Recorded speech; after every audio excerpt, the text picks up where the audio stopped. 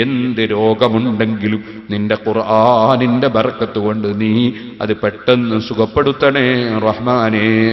ഞങ്ങൾക്ക് എന്ത് രോഗമുണ്ടോ അതും നീ സുഖപ്പെടുത്തണേ റഹ്മാനേ.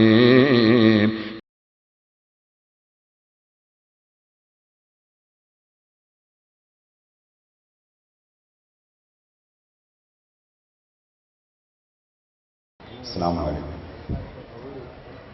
أعوذ بالله من الشيطان الرجيم. بسم الله الرحمن الرحيم. الحمد لله رب العالمين. نشهد أن لا إله إلا الله ونشهد أن محمدًا عبده ورسوله أرسله بالهدى ودين الحق ليظهره على الدين كله ولو كره المشركون. اللهم صل وسلم وبارك على رسولك وحبيبك سيدنا محمد وعلى آل وأصحاب سيدنا ومولانا محمد وعلى جميع الأنبياء والمرسلين ومن اقتدى بهديهم إلى يوم الدين. أما بعد، أعوذ بالله من الشيطان الرجيم.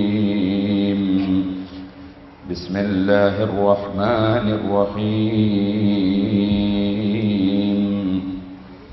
الشمس والقمر بحسبان والنجم والشجر يسجدان والسماء رفعها ووضع الميزان ألا تطغوا في الميزان وأقيموا الوزن بالقسط ولا تخسروا الميزان. والأرض وضعها للأنام فيها فاكهة والنخل ذات الأكمام والحب ذو العصف والريحان فبأي آلاء ربكما تكذبان. صدق الله العلي العظيم. صدق وبلغ رسوله النبي الكريم. ونحن على ذلك من الشاهدين الشاكرين والحمد لله رب العالمين.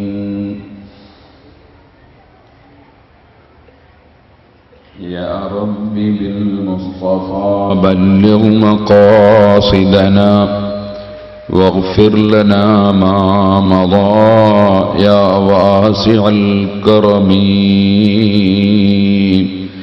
يا رب صل على من حل بالحرم طه الرسول الذي قد خص بالكرم.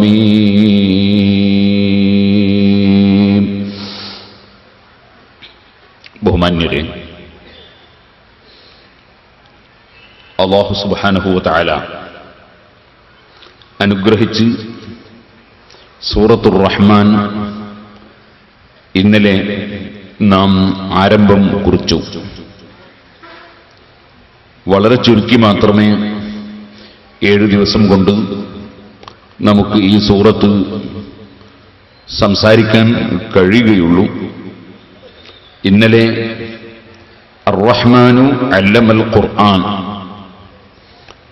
റഹ്മാനായ അല്ലാഹു തആല ഖുർആൻ പഠിപ്പിച്ചു എന്നാണ് നാം അതിന് ഒരു വ്യാഖ്യാനം പറഞ്ഞിരുന്നത്. അതേ ആയത്തിന് തന്നെ മറ്റു ചില പണ്ഡിതന്മാർ അർ-റഹ്മാനു അല്ലമൽ ഖുർആൻ, റഹ്മാനായ അല്ലാഹു ഖുർആനിനെ അടയാളമാക്കി എന്ന് അർത്ഥം പറഞ്ഞിട്ടുണ്ട്. കാരണം അഷ്റഫുൽ ഖൽഖ് സല്ലല്ലാഹു അലൈഹി വസല്ലമ തങ്ങൾ സാധാരണ മനുഷ്യൻ അല്ല, അല്ലാഹു പറഞ്ഞയച്ച റസൂലാണ് എന്നതിന് ഏറ്റവും വലിയ തെളിവും അടയാളവും ആണ് പരിശുദ്ധ ഖുർആൻ. അതിന്റെ അലാമത്താണ്. അപ്പൊ അല്ലമ എന്നതിന് അടയാളമാക്കി എന്നും അതിന് അർത്ഥം ഉണ്ട്. ഖുർആനിനെ അല്ലാഹു തആല നബി സല്ലല്ലാഹു അലൈഹി വസല്ലം തങ്ങൾ അല്ലാഹുവിന്റെ പ്രവാചകരാണ് എന്നതിന് അടയാളമാക്കി. കാരണം അല്ലാഹുവിന്റെ ഹബീബായ നബി സല്ലല്ലാഹു അലൈഹി വസല്ലം തങ്ങൾക്ക് അല്ലാഹു സുബ്ഹാനഹു വ തആല അവിടുത്തെ സത്യസന്ധത തെളിയിക്കാൻ വേണ്ടി കൊടുത്ത മുഅ്ജിസത്തുകളിൽ ഏറ്റവും വലിയ മുഅ്ജിസത്തും ഖിയാമത്ത് നാൾ വരെ നിലനിൽക്കുന്ന മുഅ്ജിസത്തും പരിശുദ്ധ ഖുർആനാണ്. ഖുർആൻ മനസ്സിലാക്കുന്ന ഏതൊരു വ്യക്തിക്കും ആ ഖുർആൻ കൊണ്ടുവന്ന മഹാനായ മുഹമ്മദുർ റസൂലുള്ളാഹി സ്വല്ലല്ലാഹു അലൈഹി വസല്ലം അല്ലാഹു നിയോഗിച്ചയച്ച പ്രവാചകരാണ് എന്നത് ബോധ്യപ്പെടുന്ന വിധത്തിലാണ് ഖുർആൻ ഉള്ളത്. നമ്മൾ പലപ്പോഴും പല സ്റ്റേജുകളിലും ആ വിഷയം സംസാരിച്ചതുകൊണ്ട് ഞാനിപ്പോൾ അതിലേക്ക് വിശദമായി കടന്ന് സംസാരിക്കുന്നില്ല. ലോകത്ത് ഒരു സാഹിത്യകാരനും ഒരു എതിരാളിക്കും പരിശുദ്ധ ഖുർആനിന്റെ വെല്ലുവിളി നേരിടാൻ ഇന്നുവരെ സാധിച്ചിട്ടില്ല. പരിശുദ്ധ ഖുർആനിലെ ഏറ്റവും ചെറിയ അധ്യായം പോലെ ഒരധ്യായമെങ്കിലും നിങ്ങൾക്ക് അവതരിപ്പിക്കാൻ സാധിക്കുമോ എന്ന് ഖുർആൻ ഏകദേശം 1500ഓളം വർഷങ്ങൾക്ക് മുമ്പ് വെല്ലുവിളിച്ചിട്ട് ആ വെല്ലുവിളി സ്വീകരിക്കാൻ ഇന്നുവരെ ഒരു ആശയവിരോധിക്കും സാധിച്ചിട്ടില്ല.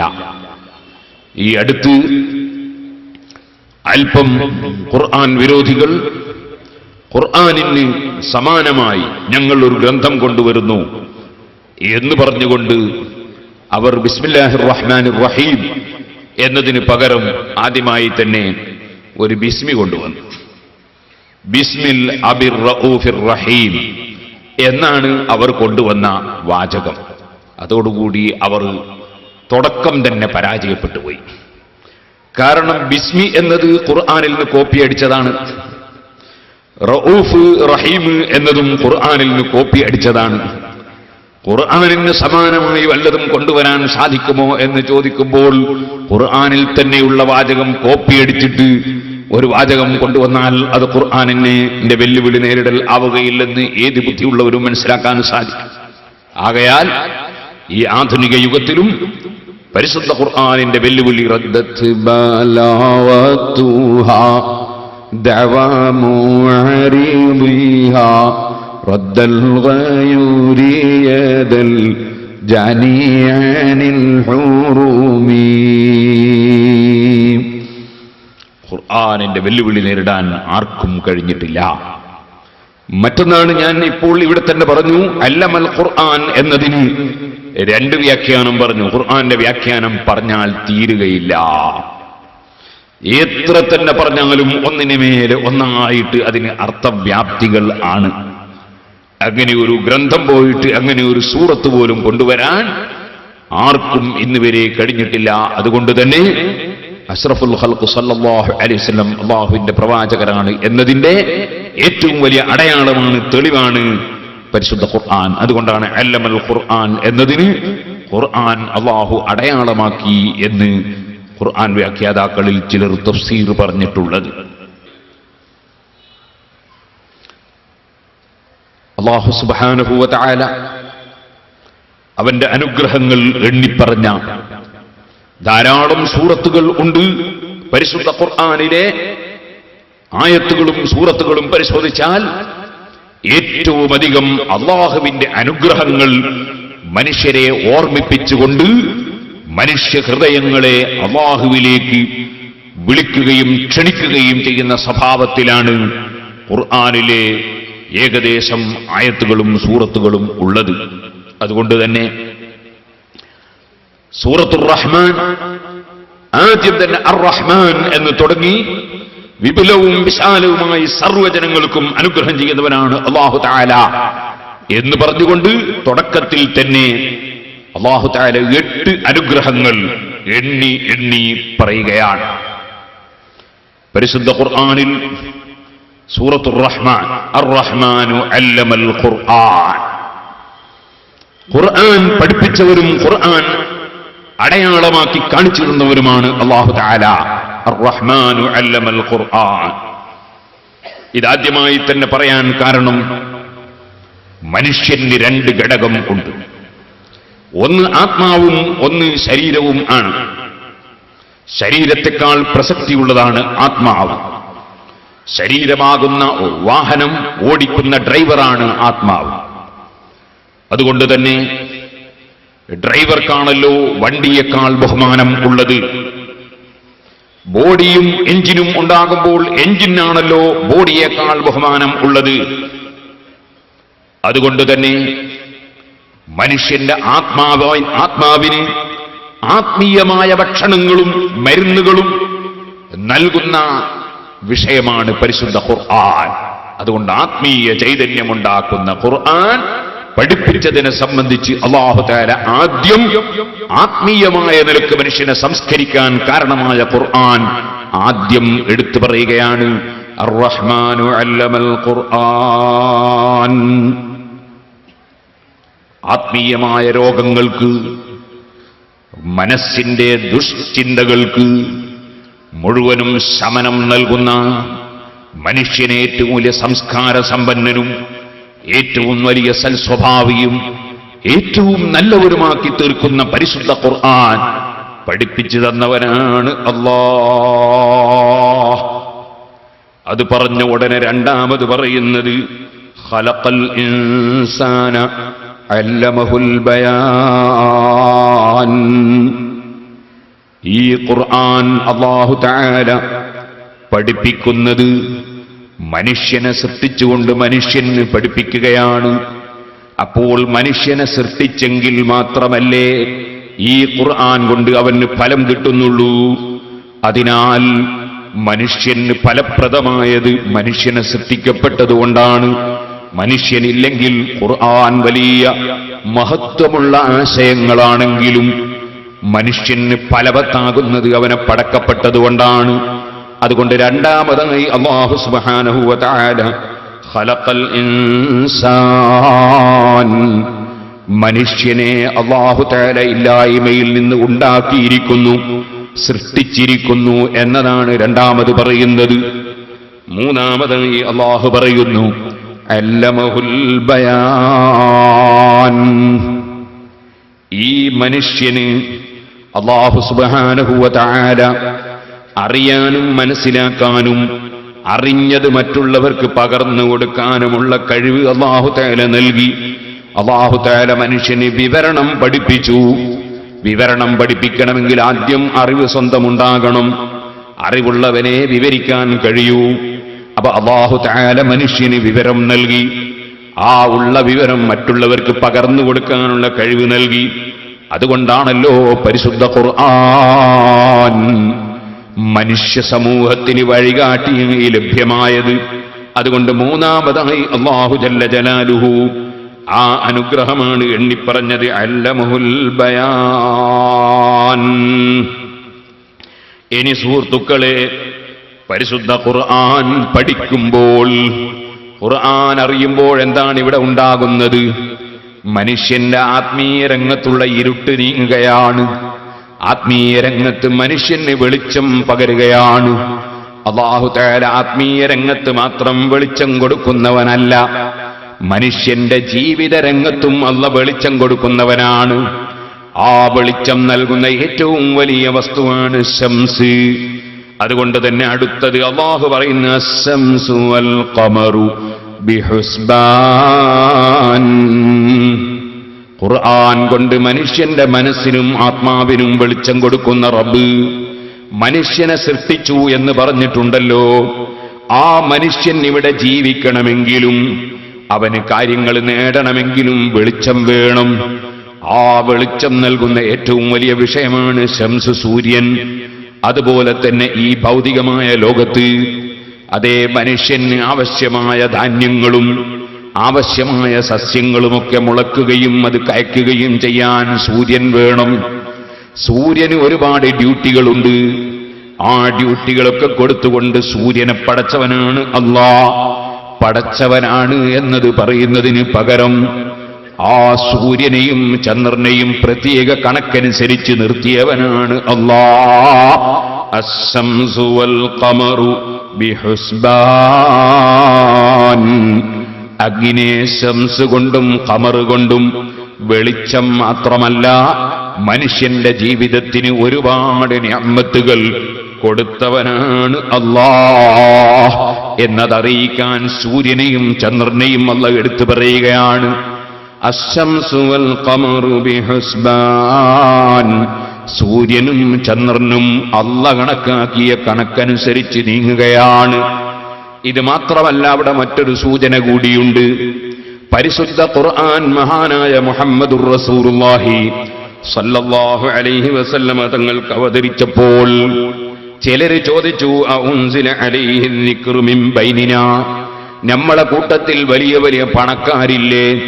നമ്മളെ കൂട്ടത്തിൽ വലിയ ആരോഗ്യമുള്ളവരില്ലേ? നമ്മളെ കൂട്ടത്തിൽ പലരും നമ്മൾ യോഗ്യന്മാരാണെന്ന് വിചാരിക്കുന്നവരില്ലേ? അവർ യോഗ്യന്മാരാകണമെന്നില്ല, സ്വയം അങ്ങനെ തോന്നുന്ന പലരും ഉണ്ടാകാം. ഇങ്ങനെ പലരുമുള്ളപ്പോൾ പിന്നെ ഇദ്ദേഹത്തിനാണോ ഈ ഖുർആൻ അവതരിച്ചു എന്ന് പറയുന്നതെന്ന് നബി സല്ലല്ലാഹു അലൈഹി വസല്ലമ തങ്ങളെ ഇൻസൾട്ടാക്കി ചോദിക്കാൻ ശ്രമിച്ചു എതിരാളികൾ. അതിന്റെ മറുപടിയും കൂടിയാണ് വസ്സംസു വൽ ഖമറു ബിഹുസ്ബാൻ. ഭൗതിക രംഗത്ത് വെളിച്ചം നൽകുന്ന സൂര്യൻ അത് നിങ്ങൾ വിചാരിച്ചതുപോലെയല്ലല്ലോ ഉള്ളത്. ഞാൻ ഉദ്ദേശിച്ചതുപോലെ അതിന്റെ കണക്കിന് ഞാനത് നിർത്തിയിട്ടുണ്ട്.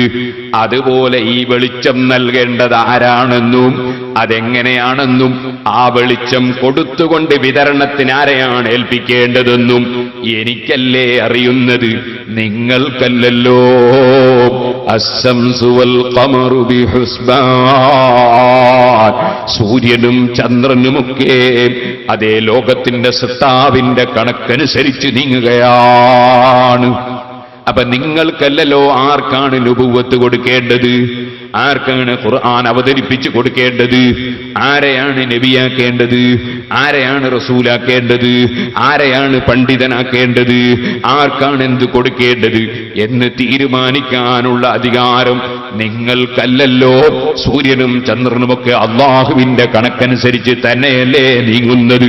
അത് നിങ്ങൾക്ക് ഗ്രഹിച്ചുകൂടെ എന്നതിലേക്കൊരു സൂചനയുമാണ് അശ്ശംസു വൽ ഖമറു ബിഹുസ്ബാൻ.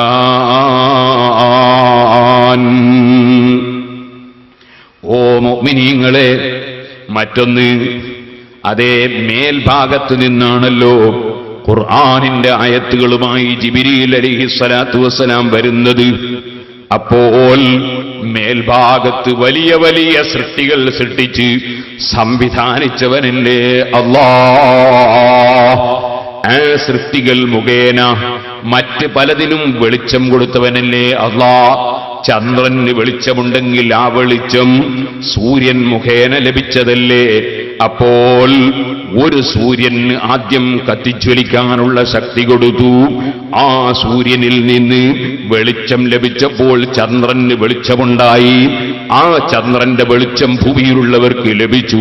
ഇതുപോലെ അല്ലാഹു ജല്ല ജലാലുഹു സർവ വെളിച്ചവും നൽകാൻ ഇന്നാ അർസൽനാക ഷാഹിദൻ വമുബശ്ശിറൻ വനദീറാ വദാഇയൻ ഇലല്ലാഹി ബിഇദ്നിഹി വസിറാജൻ മുനീറാ.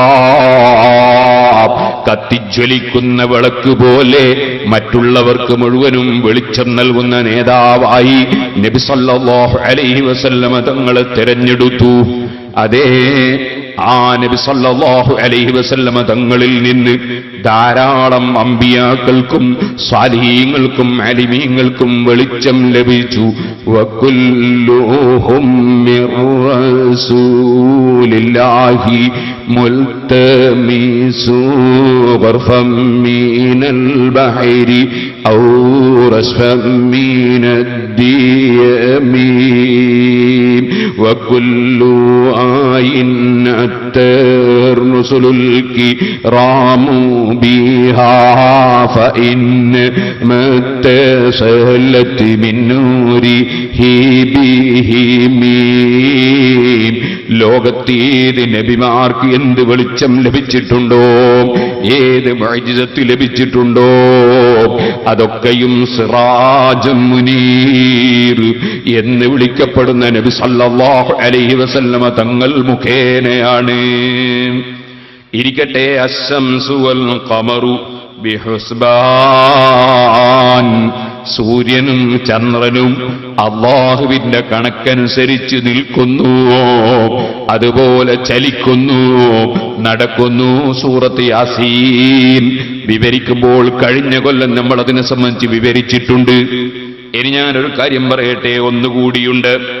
അല്ലാഹു തആല സൂര്യനും ചന്ദ്രനുമൊക്കെ പ്രത്യേകമായ സന്ദർഭങ്ങളിൽ പ്രത്യേകമായ നീക്കങ്ങൾ, പ്രത്യേകമായ രൂപങ്ങൾ, പ്രത്യേകമായ കാലാവസ്ഥകൾ അല്ലാഹു തആല കണക്കനുസരിച്ച് വെച്ചിട്ടില്ലായിരുന്നുവെങ്കിൽ, അഥവാ പടച്ചവൻ അതിനൊരു കണക്ക് വെച്ചിട്ടില്ലായിരുന്നുവെങ്കിൽ അതിന്റെ ഇഷ്ടപ്രകാരം അത് നീങ്ങുകയാണെങ്കിൽ നിങ്ങൾക്ക് ഉപകരിക്കൂല.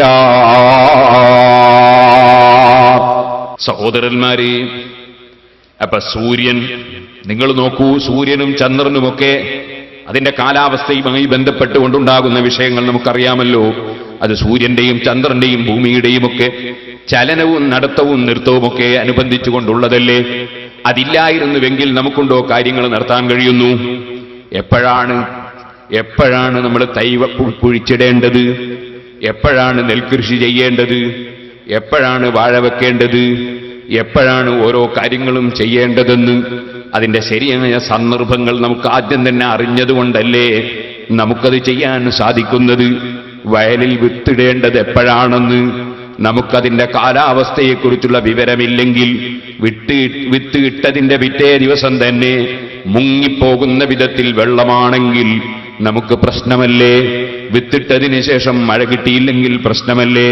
അങ്ങനെ ഓരോന്നും അല്ലാഹു തആല കാലാവസ്ഥകൾ വെച്ച് സമയം വെച്ച് കണക്കാക്കി തന്നതിനാൽ ഓരോ കാര്യങ്ങളും മനുഷ്യന് ചെയ്യാൻ സാധിക്കുന്നു.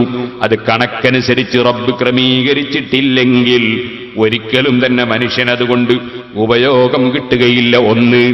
രണ്ടാമതായി സമയങ്ങളും മാസങ്ങളും ദിവസങ്ങളും സന്ദർഭങ്ങളുമൊക്കെ നമുക്ക് മനസ്സിലാക്കാൻ കഴിയുന്നതും സൂര്യനും ചന്ദ്രനും അതിന്റെ കണക്കനുസരിച്ച് തെറ്റാതെ നീങ്ങുന്നത് കൊണ്ടല്ലേ. ഒരിക്കലും തന്നെ ഒരു മിനിറ്റ് ലേറ്റായി പോകുന്നില്ല, ഒരിക്കലും ആഫ്റ്റർ ടൈമായി ഒരിക്കലും തന്നെ എത്തിച്ചേരുന്നില്ല. അതേ, കൃത്യമായി ഓരോന്നും ചലിച്ചുകൊണ്ടിരിക്കുകയാണ്, ഓരോന്നും നീങ്ങിക്കൊണ്ടിരിക്കുകയാണ്. ഇതൊരു വലിയ ഉടമസ്ഥന്റെ അധികാരത്തിലുള്ള നിയന്ത്രണമാണെന്ന് ഗ്രഹിക്കാൻ കഴിയാത്തവനുണ്ടോ? മറ്റൊന്ന്, പരിശുദ്ധ ഖുർആൻ പഠിപ്പിച്ചു എന്നത് വലിയ അനുഗ്രഹമാണ്. പക്ഷേ അതൊരു അല്പമെങ്കിലും ആത്മീയ ചിന്ത ഉള്ളവനല്ലേ മനസ്സിലാകൂ. അതിനാൽ ആത്മീയ ചിന്ത കുറഞ്ഞവനും ബുദ്ധി കുറഞ്ഞവനും കൂടി മനസ്സിലാക്കാൻ വേണ്ടി പടച്ചവന്റെ മറ്റൊരനുഗ്രഹം അല്ലാഹു പറയുകയാണ്, സൂര്യനും ചന്ദ്രനും. അത് ഏത് ബുദ്ധിയില്ലാത്തവനും മനസ്സിലാകുന്ന കാര്യമല്ലേ. ഖുർആൻ കൊണ്ട് വെളിച്ചം നൽകുന്നത് മനസ്സിലാകാത്തവനും സൂര്യനെ കൊണ്ട് അല്ലാഹു വെളിച്ചം നൽകുന്നതിനെ കുറിച്ച് അറിയാൻ കഴിയില്ലേ? ചോദിക്കട്ടെ, ഈ മാസത്തെ ബില്ലെത്രയാണ്? ഇലക്ട്രിക് ബില്ലെത്രയാണ്? വലിയ സംഖ്യ ഇലക്ട്രിക് ബില്ലടക്കുന്നു. എന്നാൽ അതിനിടയ്ക്ക് എത്ര സമയം ലൈറ്റ് പോയിട്ടുണ്ട്, എത്ര സമയം കറണ്ടില്ലാതെയായിട്ടുണ്ട്, എത്ര സമയം ബുദ്ധിമുട്ടിയിട്ടുണ്ട്. എന്നിട്ടും വലിയ സംഖ്യ അടക്കേണ്ടി വന്നില്ലേ? ഇവിടെ ഇപ്പോൾ ലൈറ്റ് കിട്ടാൻ വേണ്ടി ഒരു ജനറേറ്റർ വർക്ക് ചെയ്യുന്നു. അതിന്റെ ശബ്ദം എത്രയാണ്?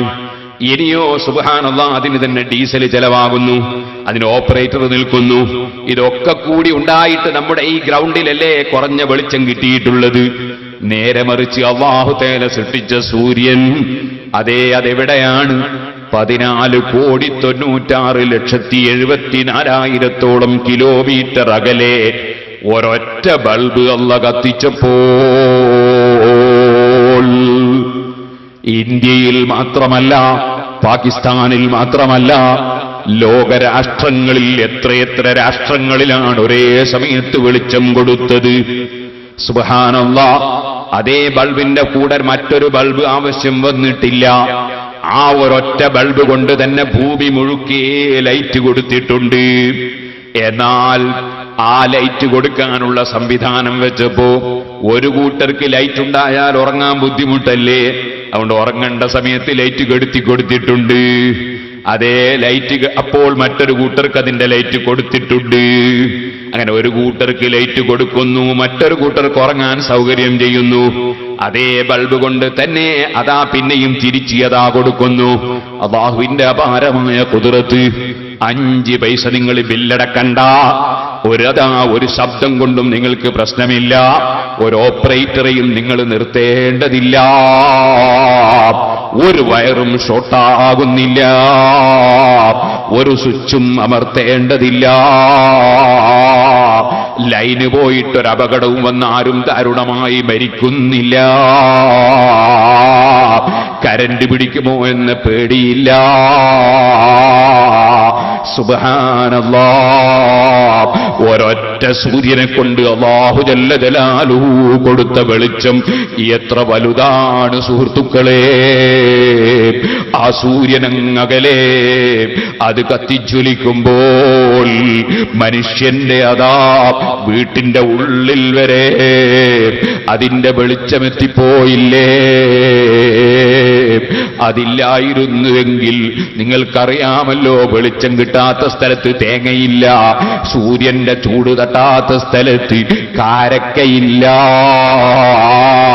സൂര്യന്റെ വെളിച്ചം വേണ്ടതുപോലെ ലഭിക്കാത്ത സ്ഥലത്ത് അതാ സസ്യങ്ങളിൽ പഴങ്ങളില്ല. ആ സൂര്യൻ മുഖേന എന്തെല്ലാം കാര്യങ്ങളാണ് അല്ലാഹു ജല്ല ജലാലുഹു വെച്ചിട്ടുള്ളത്. ആ സൂര്യനെ സംബന്ധിച്ച് അല്ലാഹുവിന്റെ അനുഗ്രഹങ്ങൾ പറയുമ്പോ ഖുർആന് കൊണ്ട് നൽകിയ വെളിച്ചത്തെക്കുറിച്ച് ചിന്തിക്കാത്ത മനുഷ്യനും ഇത് ചിന്തിക്കാൻ പറ്റൂലേ? അതുകൊണ്ട് അല്ലാഹു തആല ബുദ്ധിയുള്ളവർക്ക്, ഭാഗ്യമുള്ളവർക്ക് അതാ വെളിച്ചം നൽകുന്ന ഖുർആനിനെ ആദ്യം പറഞ്ഞതിന് ശേഷം രണ്ടാമത് ബുദ്ധി കുറഞ്ഞവനും മനസ്സിലാക്കാൻ കഴിയുന്ന സൂര്യനെ സംബന്ധിച്ച് രണ്ടാമത് പറയുകയാണ്, അശ്ശംസു വൽ ഖമറു ബിഹുസ്ബാൻ. സൂര്യനെ ആദ്യം പറഞ്ഞു. കാര്യം സൂര്യനിൽ നിന്ന് കിട്ടുന്ന പവറാണ് ചന്ദ്രനുള്ളത്. അതുകൊണ്ട് ചന്ദ്രനെ രണ്ടാമത് പറഞ്ഞു. ഖുർആൻ ഒരു സാധാരണ ഗ്രന്ഥമല്ല. അതിന്റെ അർത്ഥവ്യാപ്തിയും അതിന്റെ ഘടനയും അതിന്റെ വിശദീകരണവും പറഞ്ഞു തീർക്കാൻ കഴിയുന്നതല്ല. അശ്ശംസു വൽ ഖമറു ബിഹുസ്ബാൻ. ഇനി അല്ലാഹു തആല പറയുന്നത് എന്താണ്? വന്നജ്മു വശ്ശജറു യസ്ജുദാൻ. വന്നജ്മു വശ്ശജറു യസ്ജുദാൻ. മേൽഭാഗത്തുള്ള 2 വസ്തുക്കളെ നിങ്ങൾക്കൊന്ന് പരിചയപ്പെടുത്തിയല്ലോ. അതിന്റെ അനുഗ്രഹം അല്ലാഹു എടുത്തു പറഞ്ഞുവല്ലോ. ഇനി ഭൂമിയിലുള്ള മറ്റ് 2 വസ്തുക്കൾ പറയട്ടെ. നിങ്ങൾക്ക് ജീവിതത്തിന് വളരെ ആവശ്യമാണത്. അതേ, സൂര്യനും ചന്ദ്രനും നിങ്ങൾക്ക് ആവശ്യം തന്നെ. എന്നാൽ നിങ്ങളെ ശാരീരിക ജീവിതത്തിന് തന്നെ അത് ആവശ്യം തന്നെ. എന്നാൽ മറ്റ് 2 കാര്യം പറയട്ടെ. വന്നജ്മു വശ്ശജറു യസ്ജുദാൻ. ചെടികൾ, വള്ളികൾ അഥവാ മരത്തണ്ട് ഇല്ലാത്ത, മരമില്ലാത്ത സസ്യങ്ങൾ, അതാണ് നജ്മ് എന്നതുകൊണ്ട് ഉദ്ദേശിക്കപ്പെട്ടത്. വന്നജ്മു ചെടികൾ, വള്ളികൾ, അങ്ങനെ മരത്തണ്ട് ഇല്ലാത്ത സസ്യങ്ങൾ. വശ്ശജറു വൃക്ഷങ്ങൾ, തണ്ടുള്ള മരത്തണ്ടുള്ള വൃക്ഷങ്ങൾ. ഈ 2 വസ്തുക്കളും യസ്ജുദാൻ. അവ രണ്ടും അല്ലാഹുവിന് സുജൂദ് ചെയ്യുന്നു. നിങ്ങൾ അല്ലാഹുവിന് സുജൂദ് ചെയ്യാൻ മടിക്കുന്നവരാണോ? നിങ്ങൾ അല്ലാഹുവിന് കീഴ്പ്പെടാൻ മടിക്കുന്നവരാണോ? നിങ്ങൾ അല്ലാഹുവിന് സുജൂദ് ചെയ്യുന്ന 2 സൃഷ്ടികളെ ഒന്ന് ചിന്തിക്കൂ. ഒന്ന് നജ്മാണ്, അഥവാ നിലത്തുകൂടി പടർന്നു പോകുന്ന വത്തക്ക, അതുപോലെ തന്നെ വെള്ളേരി തുടങ്ങിയ വള്ളികളിലൂടെ പോകുന്ന, അങ്ങനെ പോകുന്ന വസ്തുക്കളില്ലേ, അതാണ് വന്നജ്മു എന്ന് പറഞ്ഞത്. വശ്ശജറു, അതേ സമയത്ത് തെങ്ങ്, പ്ലാവ്, മാവ് തുടങ്ങിയ വൃക്ഷങ്ങളില്ലേ, അത് രണ്ടും യസ്ജുദാൻ, അല്ലാഹുവിന് സുജൂദ് ചെയ്യുന്നു. എന്താണ് ഈ പറഞ്ഞതിന്റെ സാരം? പണ്ഡിതന്മാരത് വിശദീകരിക്കുന്നു. അതെ, അത് വിശദീകരിക്കുന്നു. ഈ രണ്ട് വസ്തുക്കൾ അത് സുജൂദ് ചെയ്യുന്നു എന്നതിന്റെ സാരമെന്താണ്? ഇൻഷാ അല്ലാഹ് ഞാനത് പറയാം. അതിനു മുമ്പ് ഈ വസ്തുക്കളെ കുറിച്ച് നിങ്ങളൊന്ന് ആലോചിക്കൂ.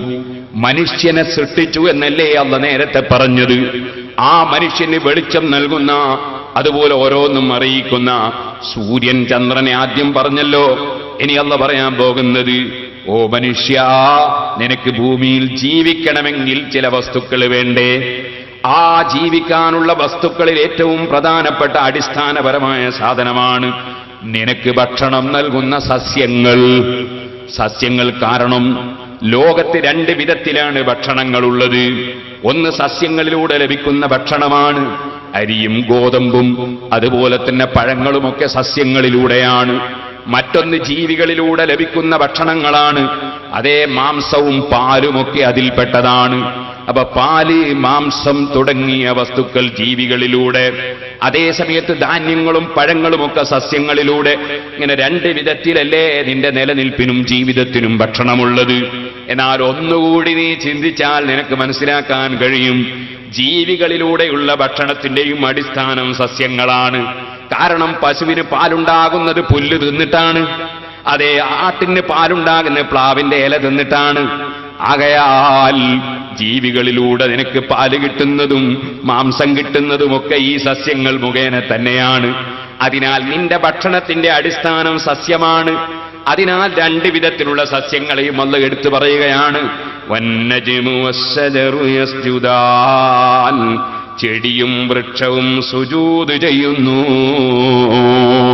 അല്ലാഹുവിന് കീഴ്പ്പെടുന്നു.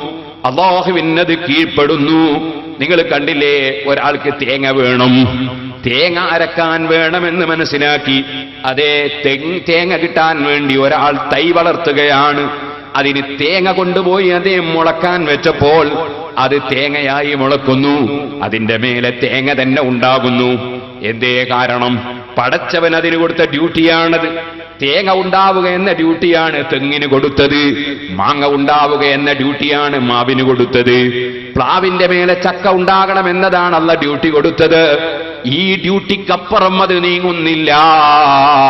അഥവാ ഡ്യൂട്ടി മാറിയെടുക്കുകയായിരുന്നുവെങ്കിൽ, തേങ്ങ വേണമെന്ന് മനസ്സിലാക്കിയിട്ട് തെങ്ങ് കുഴിച്ചിട്ടൊരു മനുഷ്യന് അതിന്റെ മേലെ മാങ്ങയാണ് ഉണ്ടാകുന്നതെങ്കിൽ ഇവന്റെ പണി വെറുതെയായില്ലേ? പടച്ചവൻ ഏത് ഡ്യൂട്ടിയാണോ ഓരോ മരങ്ങൾക്കും കൊടുത്തത്, ഓരോ സസ്യങ്ങൾക്കും കൊടുത്തത്, ആ ഡ്യൂട്ടി തെറ്റാതെ പൂർണ്ണമായി പടച്ചവന് കീഴ്പ്പെട്ടുകൊണ്ടത് ജീവിക്കുകയാണ്. ഇനി നിങ്ങളൊന്ന് നോക്കൂ സുഹൃത്തുക്കളെ, ആ ജീവികൾ അഥവാ ആ സസ്യങ്ങൾ, അതിനും ഒരു നിലയ്ക്ക് ജീവനുണ്ട്. ഇരിക്കട്ടെ, ആ സസ്യങ്ങൾക്ക് നിങ്ങൾക്കൊന്നുകൂടി മനസ്സിലാക്കാൻ കഴിയും. സസ്യങ്ങൾ മേൽപോട്ടേക്ക് പൊങ്ങുകയാണ്. ഖുർആൻ ആകാശത്ത് നിന്ന് ഇറങ്ങുന്നു എന്ന് പറയുമ്പോ, ജിബ്രീൽ അലൈഹിസ്സലാം ഇങ്ങോട്ട് വരുന്നു എന്ന് പറയുമ്പോ അതെങ്ങനെയെന്ന് ചോദിച്ചവരുണ്ടല്ലോ. മനുഷ്യ, ഭൂമിക്ക് ആകർഷണ ശക്തിയുണ്ടെന്നല്ലേ നീ പഠിച്ചത്? എന്നിട്ടെങ്ങനെയാണ് ഈ മരം മേൽപോട്ടേക്ക് പൊങ്ങുന്നത്? സാധാരണ മേൽപോട്ടുനിന്ന് താഴോട്ടല്ലേ വീഴാറുള്ളത്? എന്നിട്ട് ഈ മരം മേൽപോട്ടേക്ക് പൊങ്ങിപ്പോകുന്നത് എങ്ങനെ? ആരെങ്കിലും പിടിച്ചുന്തുന്നുണ്ടോ അതിനെ താഴെ നിന്ന്? ഇത് റബ്ബ് വെച്ചതാണ് മേൽപോട്ട് പോകണമെന്നത്. അത് മേൽപോട്ട് പോയിക്കൊണ്ടേയിരിക്കും. ആ റബ്ബിന് മേൽഭാഗത്ത് നിന്ന് താഴോട്ടേക്ക് ഖുർആനിന്റെ ആശയം ഇറക്കലൊരു പ്രശ്നമാണോ? മലായിക്കത്തിന് മേലോട്ട് കയറിപ്പോകൽ ഒരു പ്രശ്നമാണോ? ഈ വെയിറ്റുള്ള മരങ്ങൾ മേൽപോട്ടേക്ക് പൊങ്ങിപ്പോകുന്നത് നീ കാണുന്നില്ലേ? മരം രണ്ട് വിധമുണ്ട്, ചിലത് പൊങ്ങുന്നു, ചിലത് പൊങ്ങുന്നില്ല. രണ്ടും അവന്റെ സൃഷ്ടി തന്നെയാണ്. വന്നജ്മു വസ്സജറു യസ്ജുദാൻ. ഇനിയും സഹോദരന്മാരെ, നിങ്ങൾ ഒന്നുകൂടി നോക്കൂ. ആ പരിശുദ്ധ ഖുർആൻ തന്നെ സുജൂദ് ചെയ്യുന്നു എന്ന് പറഞ്ഞതിന്റെ വ്യാഖ്യാനം എന്താണ്? ചില പണ്ഡിതന്മാർ പറഞ്ഞു അത് സുജൂദ് ചെയ്യുന്നു, പക്ഷേ അത് നമുക്ക് കാണാനും മനസ്സിലാക്കാനും കഴിയുന്നില്ല എന്ന് പറഞ്ഞവരുണ്ട്. ഇതുപോലെ പരിശുദ്ധ ഖുർആൻ പറഞ്ഞില്ലേ,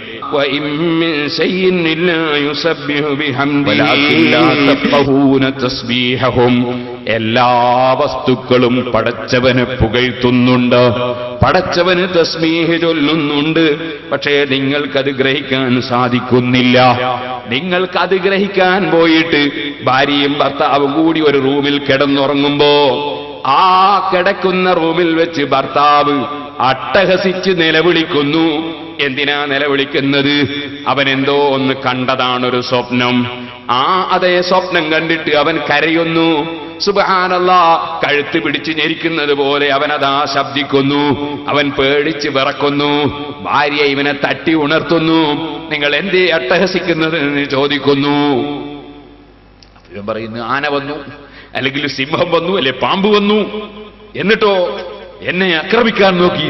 ഇവൾ ചോദിക്കും, എന്തല്ല ഈ പറയുന്നത്? എന്താണ് ഈ പറയുന്നത്? ഞാൻ നിങ്ങൾ ഒന്നായിട്ട് കിടക്കുകയല്ലേ, ഇവിടെ പാമ്പ് വന്നിട്ടില്ല, ആന വന്നു. പറഞ്ഞിട്ട് കാര്യമുണ്ടോ? അയാൾ ആനയെ കണ്ടതല്ലേ, അയാൾ പാമ്പിനെ കണ്ടതല്ലേ. ഇപ്പോഴും വിറയല് നിന്നിട്ടില്ല, ഇപ്പോഴും വിറയല് നിന്നിട്ടില്ല. ഇപ്പോഴും അവതാ പലതും അനുഭവിക്കുകയാണ് അവൻ. സുബ്ഹാനല്ലാഹ്, ഇത് തൊട്ടടുത്തുള്ള കിടക്കുന്ന ഭാര്യ കണ്ടില്ലല്ലോ. ഭാര്യ ഇവനെ മാത്രമേ കണ്ടിട്ടുള്ളൂ. ഇവൻ അനുഭവിക്കുന്ന വസ്തു കണ്ടിട്ടില്ല. ഇവന്റെ സമീപത്ത് പാമ്പ് വന്നത് കണ്ടിട്ടില്ല, ആന വന്നത് കണ്ടിട്ടില്ല. ഓ സുഹൃത്തേ, അതേ, ഇങ്ങനെ കുറെ സംഭവങ്ങൾ നമ്മുടെ ജീവിതത്തിൽ തന്നെ നടക്കുന്നത്, ഒരാൾ അനുഭവിക്കുന്നത് മറ്റൊരാൾക്ക് അനുഭവിക്കാൻ കഴിയാതെ കാണുന്നില്ലേ? എങ്കിൽ അല്ലാഹുവിന് തസ്ബീഹ് ചൊല്ലുന്ന രൂപം അത് നീയും ഞാനും അറിയുന്നില്ലെങ്കിലും അല്ലാഹുവിന് ഈ ജീവികളും ഈ സസ്യങ്ങളും എല്ലാം റബ്ബിന് തസ്ബീഹ് ചൊല്ലുന്നുണ്ട് കേട്ടോ. ഇനി ചെറുപ്പക്കാരെ ഒന്നുകൂടി അവിടെ ശ്രദ്ധിക്കൂ. അതേ, തെങ്ങിന്റെ മേലെ ഏറ്റവും കൂടുതൽ തേങ്ങ ഉണ്ടാകുന്നത് എപ്പോഴാണ്? സുബ്ഹാനല്ലാഹ്, അതുണ്ടാകുന്നതിന്റെ യുവത്വത്തിലാണ്. യുവത്വകാലത്താണ് ഏറ്റവും കൂടുതൽ തേങ്ങയുണ്ടാകുന്നത്. കുട്ടിക്കാലത്ത് മെല്ലെ വന്ന് തുടങ്ങുന്നേ ഉള്ളൂ. പീറ്റ ആയപ്പോൾ വളരെ കുറച്ചാണ്. ഇതുപോലെ ചെറുപ്പക്കാരാ, സർവ അനുഗ്രഹവും തന്ന റബ്ബ് സുബ്ഹാനഹു വ തആലക്ക് ഏറ്റവും കൂടുതൽ അനുഗ്രഹത്തിന് നന്ദി ചെയ്തുകൊണ്ട് കൃത്യമായി നിസ്കരിക്കേണ്ടതും സുന്നത്തുകൾ പതിവാക്കേണ്ടതും ദിക്റിന്റെ സദസ്സിൽ പങ്കെടുക്കേണ്ടതും നല്ല കാര്യത്തിൽ സഹകരിക്കേണ്ടതും നല്ലതിലെല്ലാം മുൻപന്തിയിൽ ഉണ്ടാകേണ്ടത് യുവാവായ നീയാണ് കേട്ടോ. നീ അത് തൈയിൽ നിന്ന് പഠിക്കുക, തെങ്ങിൻ തൈയിൽ നിന്ന് പഠിക്കുക, മറ്റ് സസ്യങ്ങളിൽ നിന്ന് പഠിക്കുക. അതേ, എല്ലാം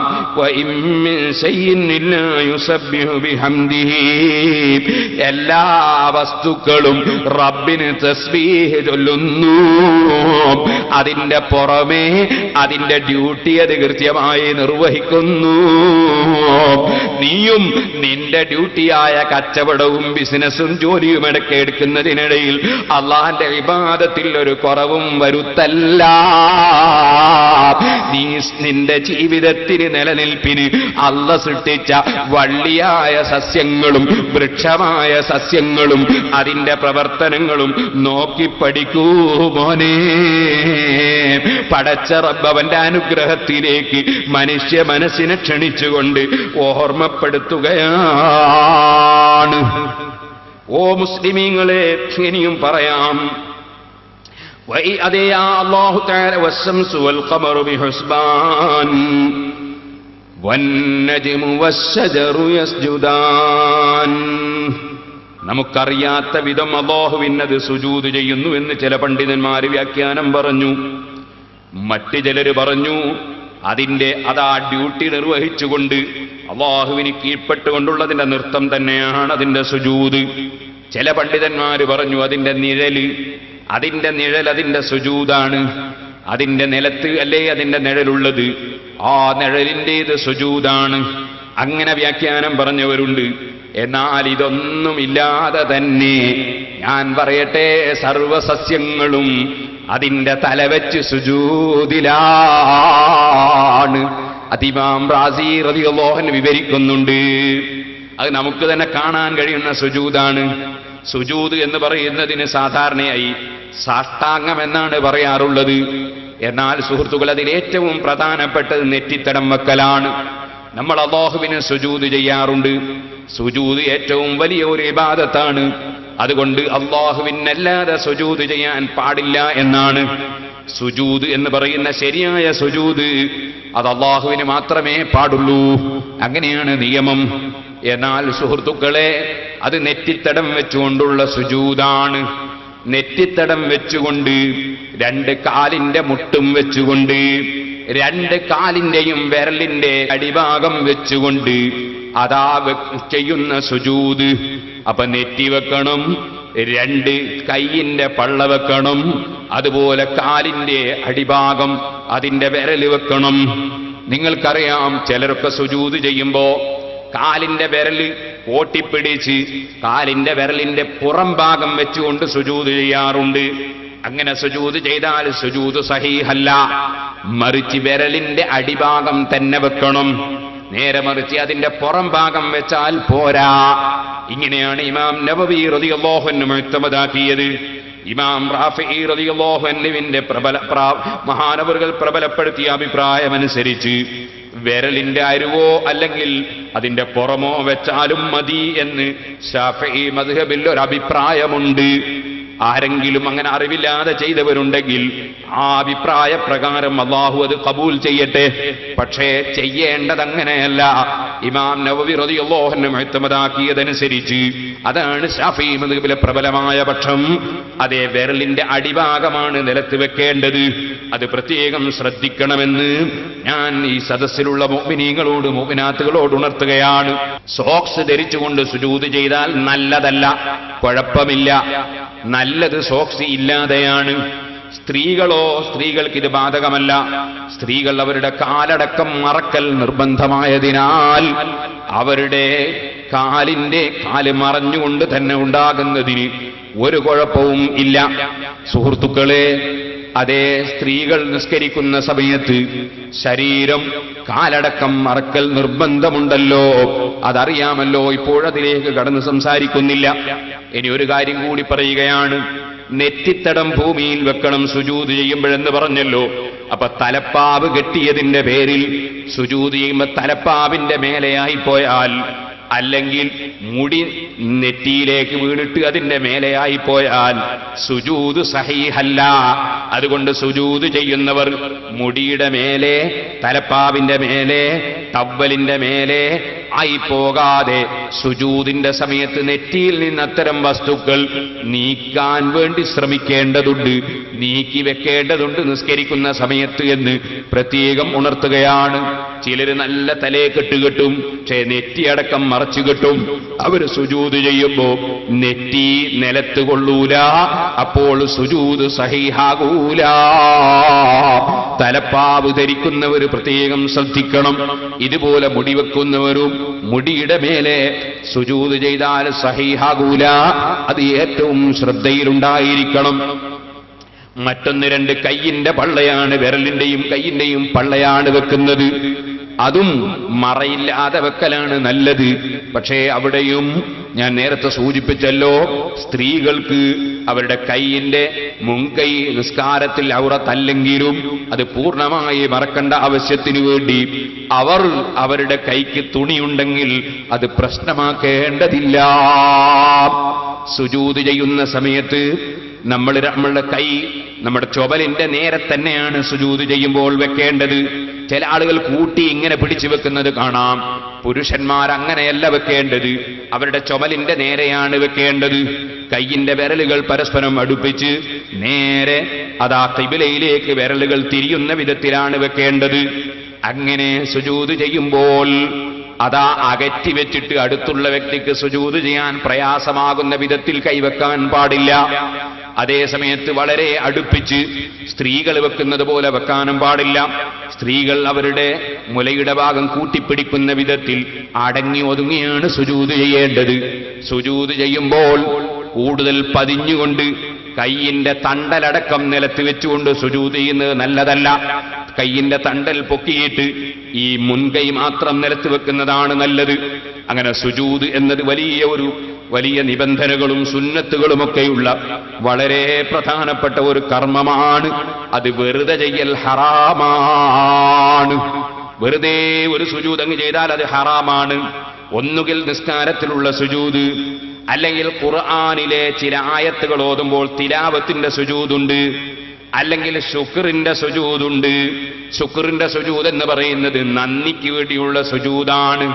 ഒരു കുഷ്ഠരോഗിയെ കാണുമ്പോ, അല്ലെങ്കിൽ അതുപോലെയുള്ള ഒരു പകർച്ചവ്യാധിയുള്ളവനെ കാണുമ്പോ, ആ വ്യക്തിയെ കാണുമ്പോ അദ്ദേഹം കാണാതെ, അദ്ദേഹം അറിയാതെ, പടച്ചവനെ അങ്ങനത്തെ ഒരു രോഗം നീ എനിക്ക് തന്നിട്ടില്ലല്ലോ എന്ന നിലക്ക് പടച്ചവന് ശുക്രിന് വേണ്ടി ഒരു സുജൂദ് ചെയ്യൽ സുന്നത്തുണ്ട്. സുജൂദ് എപ്പ ചെയ്യുമ്പോഴും വുളു ഉണ്ടായിരിക്കൽ നിർബന്ധമാണ്. അതുപോലെ അതിന് ഇഹ്റാം ഘട്ടത്തിൽ തക്ബീർ ചൊല്ലൽ ആവശ്യമാണ്. അത് ഖിബ്ലക്ക് തിരിഞ്ഞുകൊണ്ടായിരിക്കേണ്ടതാണ്. അങ്ങനെ ഒരു സുജൂദ് ചെയ്യൽ സുന്നത്തുണ്ട്. ആ ഇഹ്റാം ഘട്ട് നിന്നിട്ടോ ഇരുന്നിട്ടോ കുഴപ്പമില്ല, ഇരിക്കട്ടെ. അങ്ങനെ ഇഹ്റാം കെട്ടി സുജൂദിലേക്ക് പോയാൽ, സുജൂദ് ചെയ്താൽ 2 സലാം വീട്ടൽ ആവശ്യമാണ്. അങ്ങനെ ശുക്രിന് വേണ്ടി സുജൂദുണ്ട്. ശുക്രിന് വേണ്ടി വേറെ ഒരു സുജൂദുണ്ട്. തീരെ നിസ്കരിക്കാത്തൊരു മനുഷ്യനെ കണ്ടാൽ, പരസ്യമായി മദ്യപിക്കുന്നവനെ കണ്ടാൽ, പരസ്യമായി വ്യഭിചരിക്കുന്നവനെ കണ്ടാൽ, പരസ്യമായി പലിശ വാങ്ങുന്നവനെ കണ്ടാൽ, പരസ്യമായി ആലിമീങ്ങളെ ചീത്ത പറഞ്ഞ് ദീനിനെ നിസ്സാരപ്പെടുത്തി നടക്കുന്നവനെ കണ്ടാൽ അവിടെയും ഒരു ശുക്റിന്റെ സുജൂദുണ്ട്. അങ്ങനത്തെ വലിയ തെറ്റ് ചെയ്യുന്നവനെ കാണുമ്പോ, പടച്ചവനെ ഇതുപോലത്തെ ഒരു പാപി നീ എന്നെ ആക്കിയിട്ടില്ലല്ലോ എന്ന നിലക്ക് അവിടെയും ഒരു ശുക്റിന്റെ സുജൂദ് സുന്നത്തുണ്ട്. പക്ഷേ അവിടെ പണ്ഡിതന്മാര് പറഞ്ഞു, അതാ തെറ്റ് ചെയ്യുന്ന പാപിയുടെ മുന്നിൽ വെച്ചവൻ കാണുന്ന നിലക്ക് തന്നെ ചെയ്യലാണ് സുന്നത്ത്. കാരണം അവൻ കണ്ടുപഠിക്കട്ടെ, മുത്തഖീകളായ ആളുകൾ എന്റെ ഈ സ്വഭാവ ദൂഷ്യം കൊണ്ട് എന്നെ കാണുമ്പോൾ ഇവര് സുജൂദ് ചെയ്യുന്നല്ലോ, അല്ലാ ഞാൻ ഇത്രയും മോശമായി പോയല്ലോ എന്ന് മനസ്സിലാക്കി അവൻ പാഠം പഠിച്ച് നന്നാകാനാണ് പണ്ഡിതന്മാര് പറഞ്ഞത്. എന്നാൽ അങ്ങനെ സുജൂദ് ചെയ്യുമ്പോ ഈ റൗഡിയായ മദ്യപാനിയായ അതേ അക്രമിയായ മനുഷ്യൻ വന്ന് ഇവന്റെ നെഞ്ഞത്ത് കുത്തുമെന്നോ ഇവന്റെ കഴുത്തിന് ചവിട്ടുമെന്നോ ആ താഴ്ത്തിയിട്ടുള്ള തല പൊക്കാൻ അനുവദിക്കൂലെന്നോ കണ്ടാൽ അവൻ സ്വകാര്യത്തിൽ ചെയ്താൽ മതി എന്നും പണ്ഡിതന്മാര് പറഞ്ഞിട്ടുണ്ട്. ഇരിക്കട്ടെ. അപ്പൊ സുജൂദ് എന്നത് വെറുതെ ചെയ്യാൻ പാടില്ല. ഒന്നുകിൽ ശുക്റിന്റെ സുജൂദ്, അല്ലെങ്കിൽ തിലാവത്തിന്റെ സുജൂദ്, അല്ലെങ്കിൽ നിസ്കാരത്തിലുള്ള സുജൂദ്. സുജൂദ് കൊണ്ട് അല്ലാഹുവിനെ അല്ലാതെ ബഹുമാനിക്കാൻ പാടില്ല. ചില മഖ്ബറകളിൽ പോയി സുജൂദ് ചെയ്യുന്ന ചില വിവരം കെട്ടവരുണ്ട്. ഇതുപോലെ തന്നെ ചില വ്യാജ ശൈഖന്മാരെ സ്വീകരിച്ചിട്ട് ആ വ്യാജ ശൈഖന്മാര് അനുയായികളെ കൊണ്ട് സുജൂദ് ചെയ്യിപ്പിക്കലുണ്ട്. ഒരിക്കലും തന്നെ അങ്ങനെ ചെയ്തു പോകരുതേ മുസ്ലിമീങ്ങളെ. സുജൂദ് അല്ലാഹുവിനല്ലാതെ പാടില്ല. സുജൂദ് എന്നത് റബ്ബിന് മാത്രമേ ചെയ്യാൻ പാടുള്ളൂ. വസുജൂദുൽ ജഹലത്തി ബൈന യദൈ മശായിഖിഹിം ഹറാം. ഫത്ഹുൽ മുഈനിൽ സൈനുദ്ദീൻ മഖ്ദൂം റളിയല്ലാഹു അൻഹു പറഞ്ഞില്ലേ, വിവരം കെട്ട ജനങ്ങൾ അവരെ ചില ശൈഖന്മാരെന്ന് പറയുന്ന കക്ഷികളെ മുന്നിൽ പോയി സുജൂദ് ചെയ്യുന്നത് കടുത്ത ഹറാമാണ്. വീണ്ടും പറഞ്ഞു, അതേ റുബമായു അദ്ദീലൽ കുഫ്രി, അത് ചിലപ്പോൾ കുഫറിലേക്ക് വരെ എത്തിപ്പോകാൻ കാരണമാകുന്ന സംഗതിയാണ്. കൊണ്ട് സുജൂദ് അല്ലാഹുവിനല്ലാതെ ചെയ്യാൻ പാടില്ല. ഇരിക്കട്ടെ, സുജൂദിനെ സംബന്ധിച്ച് 2-3 വിഷയം പറഞ്ഞെന്നേ ഉള്ളൂ. ഞാൻ പറഞ്ഞ വിഷയത്തിലേക്ക് തന്നെ പോകാം. വന്നജ്മു വശ്ശജറു യസ്ജുദാൻ, അതേ ചെടികളും വള്ളികളും അതുപോലെ തന്നെ മരത്തണ്ടുള്ള വൃക്ഷങ്ങളും രണ്ടും അല്ലാഹുവിന് സുജൂദ് ചെയ്യുന്നു. ശരിയായ സുജൂദിന്റെ രൂപം തന്നെയെന്ന് ഇമാം റാസി വിവരിച്ചത് എങ്ങനെയാണ്? അത് മനസ്സിലാകണമെങ്കിൽ ഒരു ചെറിയ സംശയം ചോദിക്കണം. ഒരു ചെറിയ സംശയം ചോദിച്ചാൽ അത് വേഗം മനസ്സിലാവും. മോനെ, ഒരു മനുഷ്യന്റെ കൈ വെട്ടിയാൽ അവൻ മരിച്ചുവോ? ഇല്ല. കാല് വെട്ടിയാൽ മരിച്ചുവോ? ഇല്ല. തലവെട്ടിയാലോ? തലവെട്ടിയാൽ മരിച്ചു അല്ലേ? തലവെട്ടിയാൽ മരിച്ചു. അപ്പൊ തല എന്ന് പറയുന്നത് ഏതാണ് എന്ന് ആദ്യം തീരുമാനിക്കണോ? അതിനെ പറയാൻ പോകുന്നത്, വെട്ടിയാൽ മരിച്ചു പോകുന്ന സാധനമല്ലേ തല. ഇനി ഒന്നുകൂടി പറയട്ടെ, മനുഷ്യൻ ഭക്ഷണം കഴിക്കുന്നത് ഏത് സ്ഥലത്ത് കൂടിയാണ്? ജീവികളൊക്കെ ഭക്ഷണം കഴിക്കുന്നത് തലയിലൂടെയാണ്. വിവരങ്ങൾ ശേഖരിക്കുന്നത് തലയിലൂടെയാണ്. ഇനി നിങ്ങൾ നോക്കൂ, മരത്തിന്റെ തല ഏതാണ്? കൊമ്പ് വെട്ടിയാൽ മരം ഉണങ്ങിക്കൊള്ളണമെന്നുണ്ടോ? ഇല്ല, അത് കൈവെട്ടിയതുപോലെയാണ്. അതുപോലെ തന്നെ അത് ഭക്ഷണം കഴിക്കുന്നത് ഏത് ഭാഗത്തുകൂടിയാണ്? അതിന്റെ മുരട്ടിലൂടെയാണ്, മുരട്ടിലൂടെയാണ് അല്ലേ? അപ്പൊ യഥാർത്ഥത്തിൽ മരത്തിന്റെ തല ഏതാ? മരത്തിന്റെ യഥാർത്ഥ തല ഏതാ? തല താഴെയുള്ളതാ, മറ്റത് കൊമ്പ, അത് കൈപോലെയാ, അത് കാലുപോലെയാ. അപ്പൊ വാസ്തവത്തിൽ എല്ലാ മരങ്ങളും സുജൂദിലാണ്. കാരണം തല താഴ്ത്തിയിട്ടാണ് സർവമരങ്ങളുമുള്ളത്. കാരണം അതിന്റെ തല അതിന്റെ ഭക്ഷണം ശേഖരിക്കുന്ന, അതിന്റെ വിവരം ശേഖരിക്കുന്ന, അതിന്റെ വെള്ളം കുടിക്കുന്ന, വെട്ടിയാൽ ഉണങ്ങിപ്പോകുന്ന യഥാർത്ഥ തല ഓരോ സസ്യത്തിന്റെയും ഓരോ മരത്തിന്റെയും അടിഭാഗമല്ലേ? അപ്പൊ ഓരോ മരങ്ങളും തലതാഴ്ത്തി സുജൂദിലല്ലേ? വന്നജ്മു വസ്സജറു യസ്ജുദാൻ. എല്ലാ വള്ളികളും ചെടികളും എല്ലാ വൃക്ഷങ്ങളും അല്ലാഹുവിനെ സുജൂദ് ചെയ്തുകൊണ്ടിരിക്കുന്നു. തല നിലത്ത് വെച്ചുകൊണ്ടാണ് മുഴുവൻ മരങ്ങളുമുള്ളത്. നമ്മൾ ചിലപ്പോ എല്ലാറ്റിനും തലാന്ന് പറയും, അതിന്റെ 2 തലയും പറയും നമ്മൾ. അതിന്റെ അങ്ങനെ 2 തല ഉണ്ടാവും, തല ഒന്നല്ലേ ഉണ്ടാവുള്ളൂ, 2 തല അപ്പുറം ഇപ്പുറം തലയാ. അപ്പൊ അത് അങ്ങേ അറ്റം എന്ന അർത്ഥത്തിൽ പറയാണ്. അതാണ് നമ്മൾ ചിലപ്പോ തെങ്ങിന്റെ അങ്ങേ തലക്ക് എന്ന് പറയും. അതിന്റെ അർത്ഥം അങ്ങേ അറ്റം എന്നാണ്, അല്ലാതെ തല റഹ്സ് എന്ന പേരിൽ പറയുന്ന തല.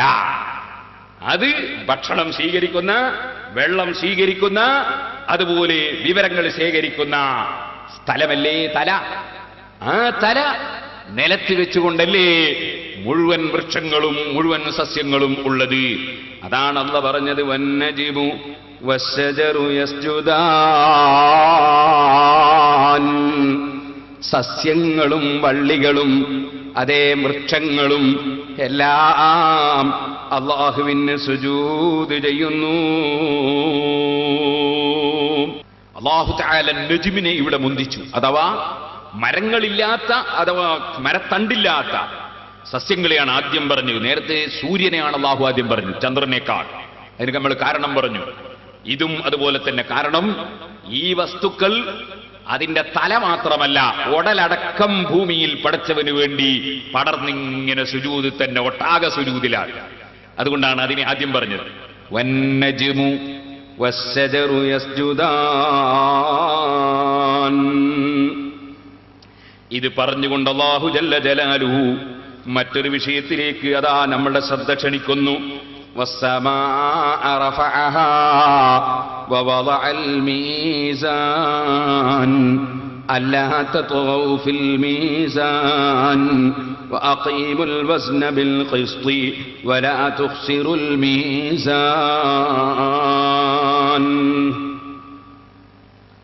വസ്സമാഅ റഫഅഹാ, ഉപരിമണ്ഡലത്തെ, ആകാശത്തെ അല്ലാഹു തആല ഉയർത്തി വെച്ചിരിക്കുന്നു. അത് ഉയർത്തി അല്ലാഹു തആല വെച്ചിരിക്കുന്നു. വവളഅൽ മീസാൻ, അല്ലാഹു തആല തുലാസ് സ്ഥാപിക്കുകയും ചെയ്തിരിക്കുന്നു. വളരെ വിശാലമായൊരു വാക്കാണത്.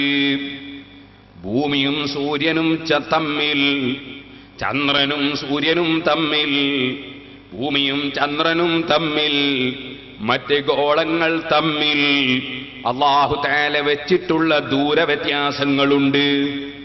അത് അതിൻ്റെതായ നിലവാരത്തിൽ നിന്നിട്ടില്ലെങ്കിൽ, നിൽക്കുന്നില്ലെങ്കിൽ ഭൂമിയും ലോകവും നിലനിൽക്കൂല. അപ്പൊ അതിനിടയിൽ പ്രത്യേകമായ കൃത്യമായ കണക്കുണ്ട്. ആ കണക്ക് അല്ലാഹു തആല സ്ഥാപിച്ചു വെച്ചിട്ടുണ്ട്. അതില്ലെങ്കിൽ ഈ ഗോളങ്ങളൊക്കെ ഇടിച്ച് പൊട്ടിപ്പോകും, തകർന്നു പോകും.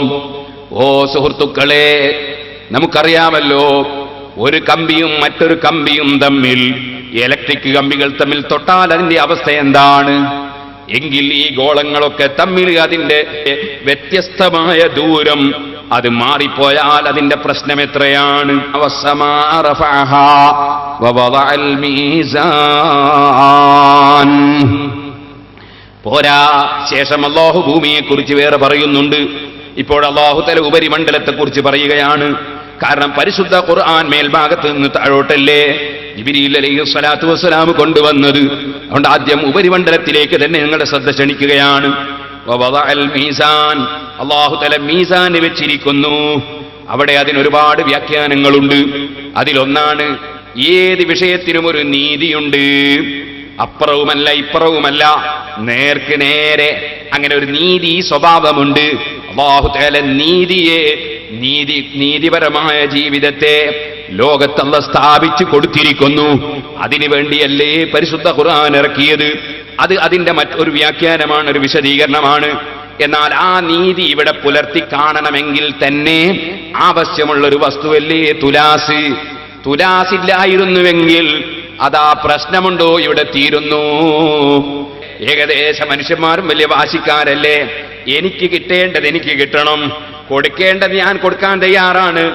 ആ നിലക്ക് എനിക്ക് കിട്ടേണ്ട ഒരു ഇഞ്ച് ഭൂമി അല്ല, 1 ഗ്രാം അല്ല, ഒരൽപ്പം, 1 ലിറ്റർ, 1/2 ലിറ്റർ, 1 മില്ലി ലിറ്റർ ഞാൻ വിട്ടുവീഴ്ച ചെയ്യൂല എന്ന് പറയുന്ന വാശിക്കാരല്ലേ പലരും.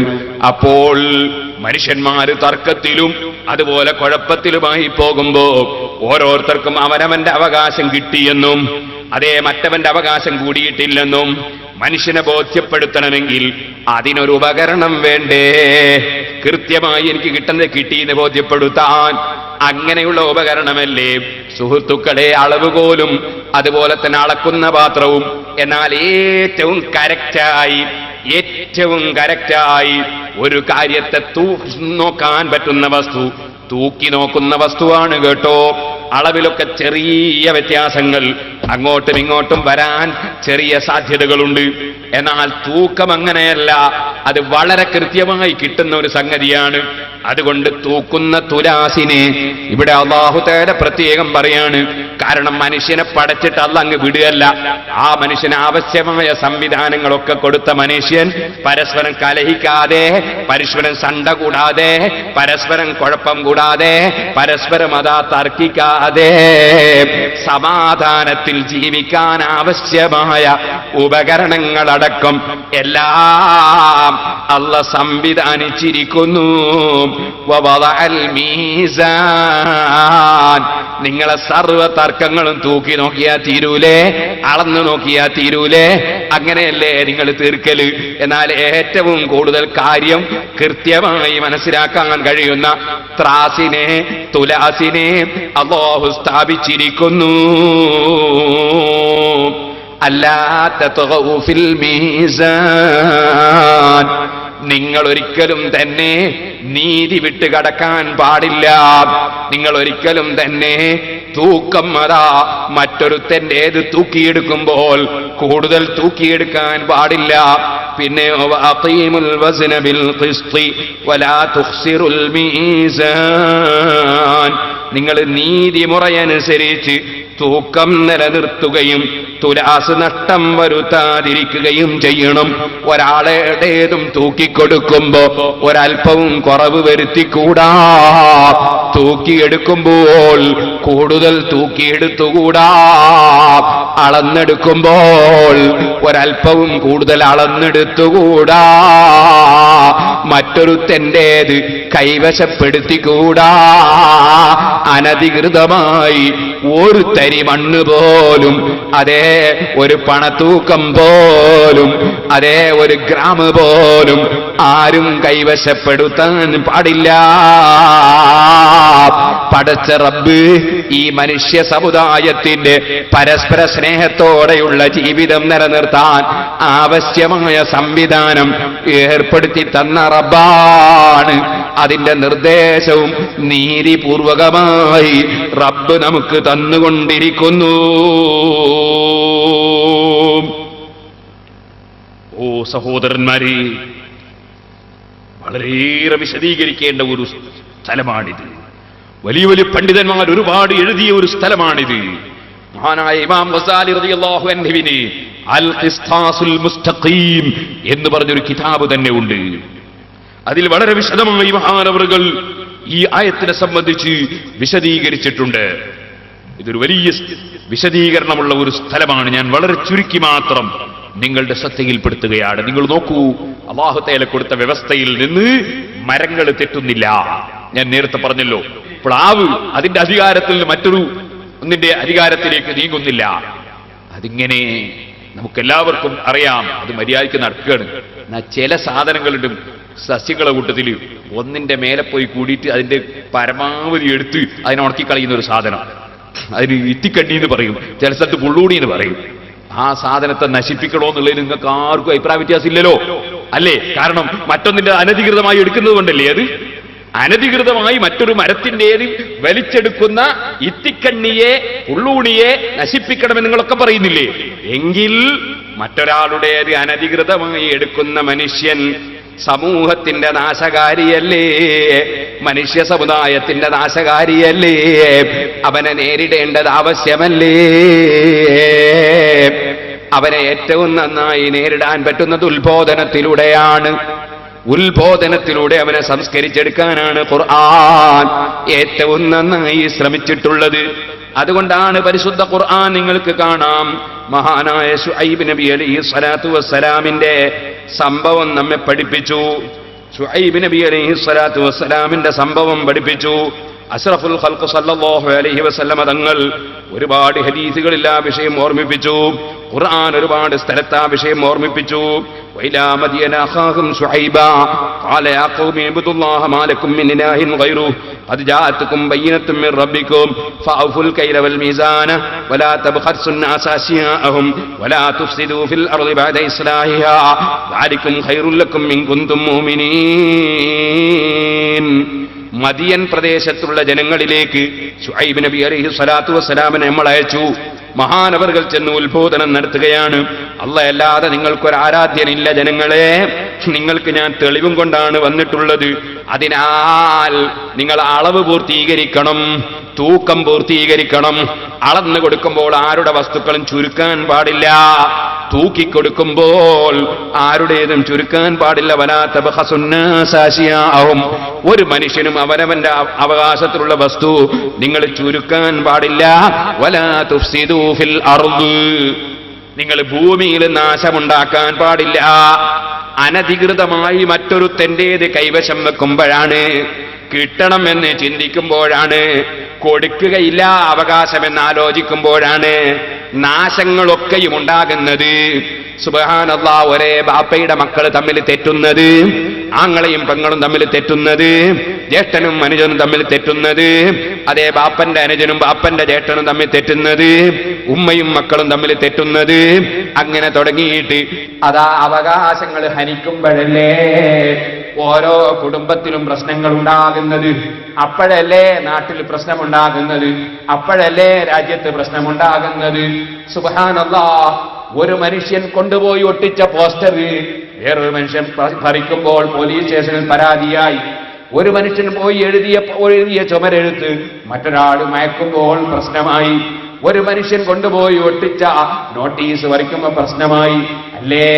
അപ്പൊ ആകയാൽ അനധികൃതമായ പ്രവർത്തനങ്ങളല്ലേ രാജ്യത്ത് നാശമുണ്ടാക്കുന്നത്, കുടുംബത്തിൽ നാശമുണ്ടാക്കുന്നത്. അതുകൊണ്ട് നീതിപൂർവകമായ രീതിയിലല്ലാതെ നിങ്ങളിവിടെ ജീവിക്കരുതേ, നിങ്ങൾ നാശം വിതക്കരുതേ. ഓ ചെറുപ്പക്കാരെ, ഞാൻ ഇന്നലെ പറഞ്ഞില്ലേ, ഇന്ത്യ രാജ്യം ഏത് മതക്കാരനും ഏത് പാർട്ടിക്കാരനും സ്വാതന്ത്ര്യമുള്ള രാജ്യമാണ്. എത്ര മതങ്ങളുണ്ടിവിടെ, എത്ര സംഘടനകളുണ്ടിവിടെ, എത്ര പാർട്ടിയുണ്ടിവിടെ. ഒരു മനുഷ്യനും മറ്റൊരാളുടേതിലേക്ക് കയ്യേറേണ്ടതില്ല.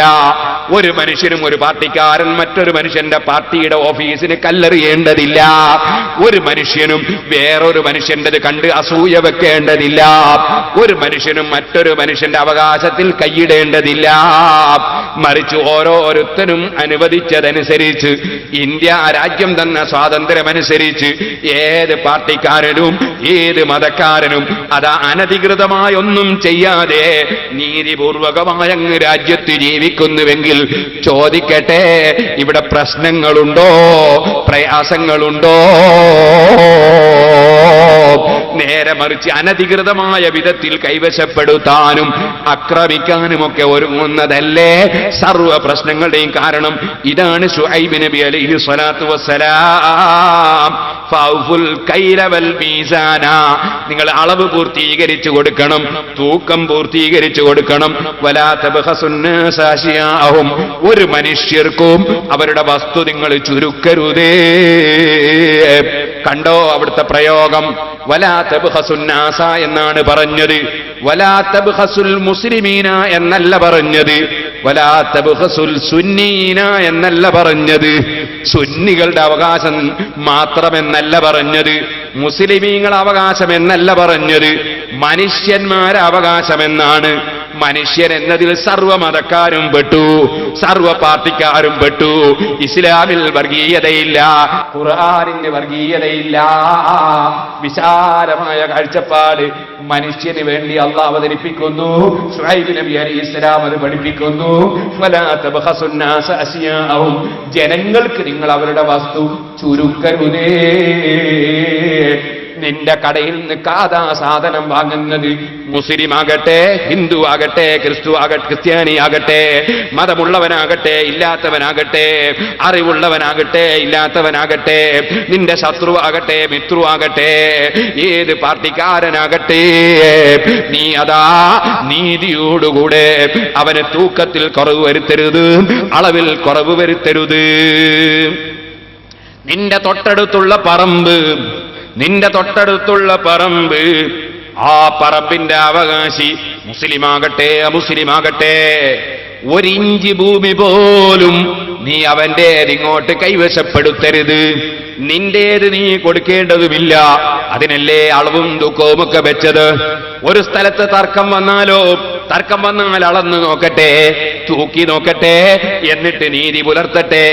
അല്ലാതെ ഇവിടെ പ്രശ്നം തീർക്കാൻ കഴിയില്ലല്ലോ. വലാ തുഫ്സിദൂ ഫിൽ അർദ്, നിങ്ങൾ ഭൂമിയിൽ നാശമുണ്ടാക്കരുതേ. വഴക്കും വക്കാണവും വരുന്നത് എപ്പോഴാണ്? കത്തിക്കുത്തുണ്ടാകുന്നത് എപ്പോഴാണ്? തല്ലുണ്ടാകുന്നത് എപ്പോഴാണ്? നീതിയില്ലാതിരിക്കുമ്പോഴല്ലേ. അതെ, അതിന് നീതി കാണിക്കാനാണ് അളവ്, അതിനാണ് തൂക്കം. അത് നോക്കിയിട്ട് പ്രശ്നമങ്ങ് പരിഹരിക്കണം. വലാ തബ്ഖസുന്നാസ അസ്യാഅഹും വലാ തുഫ്സിദൂ ഫിൽ അർദി ബഅദ ഇസ്ലാഹിഹാ ദാലികും ഖൈറുൽ ലക്കും ഇൻ കുൻതും മുഅ്മിനീൻ. നിങ്ങൾ ഈമാനുള്ളവരാണെങ്കിൽ അതാണ് നിങ്ങൾക്ക് ഖൈറ് കേട്ടോ. പരിശുദ്ധ ഖുർആൻ ശുഐബ് നബി അലൈഹിസ്സലാത്തു വസ്സലാമിന്റെ അതേ ഉപദേശം എടുത്തുദ്ധരിക്കുകയാണ്. വേറെയും എത്രയോ സ്ഥലത്ത് പരിശുദ്ധ ഖുർആൻ ഈ നീതി കാണിക്കേണ്ട ആവശ്യകത എടുത്തെടുത്ത് ഓർമ്മിപ്പിക്കുകയാണ്. ഓ മുഅ്മിനീങ്ങളെ, പലരുടെയും ധാരണ വരെ ഒരിഞ്ച് ഭൂമി മറ്റൊരാളെത് എനിക്കിങ്ങ് കിട്ടിയാൽ എനിക്ക് വലിയ നേട്ടം കിട്ടിപ്പോയി എന്നാണ്. ഒരിക്കലും തന്നെ അങ്ങനെ ആരും ചിന്തിച്ചു പോകണ്ട. മറ്റൊരു മനുഷ്യന്റെ ഭൂമി നീ അനധികൃതമായി കൈവശപ്പെടുത്തിയാൽ അത് നിന്റെ ഏറ്റവും വലിയ നാശമാണ് കേട്ടോ. മഹാനായ അഷ്റഫുൽ ഖൽഖ് സല്ലല്ലാഹു അലൈഹി വസല്ലമ തങ്ങൾ പഠിപ്പിച്ചില്ലേ? ഇമാം ബുഖാരിയും മുസ്ലിമും മറ്റും റിപ്പോർട്ട് ചെയ്ത സഹീഹായ ഹദീസിൽ സമീഅതു റസൂലുള്ളാഹി സല്ലല്ലാഹു അലൈഹി വസല്ലം, അല്ലാഹുവിന്റെ റസൂൽ പറയുന്നത് ഞാൻ കേട്ടിട്ടുണ്ട്, യഖൂൽ പറയുന്നത് ഞാൻ കേട്ടിട്ടുണ്ട്, മൻ ദലമ മിനൽ അർളി, വല്ലവനും ഒരുത്തന്റെ ഭൂമിയിൽ അക്രമം ചെയ്യാൻ വല്ലതും ആക്രമിച്ചെടുത്താൽ, വല്ലതും ഒരിഞ്ചി ഭൂമി നീ അനധികൃതമായി കൈവശപ്പെടുത്തിയാൽ തുവ്വിഖഹു മിൻ സബ്ഇ അർളീൻ, ഖിയാമത്ത് നാളിൽ 7 ഭൂമി വരെ താഴോട്ട് മുഴുവനും നിന്റെ കഴുത്തിലാണ് കേട്ടോ. നിനക്ക് നിന്റെ കഴുത്തിൽ അണിയിക്കപ്പെടുന്നത് 7 ഭൂമി വരെ താഴോട്ടുള്ള ഭാരമാണ്. ആ ഭാരം നീ വഹിക്കേണ്ടി വരും. അതെങ്ങനെയെന്ന് നീ ചോദിക്കണ്ട. ആകാശവും ഭൂമിയും സൂര്യനുമൊക്കെ പടച്ച റബ്ബിന് അതൊരു പ്രശ്നമല്ല.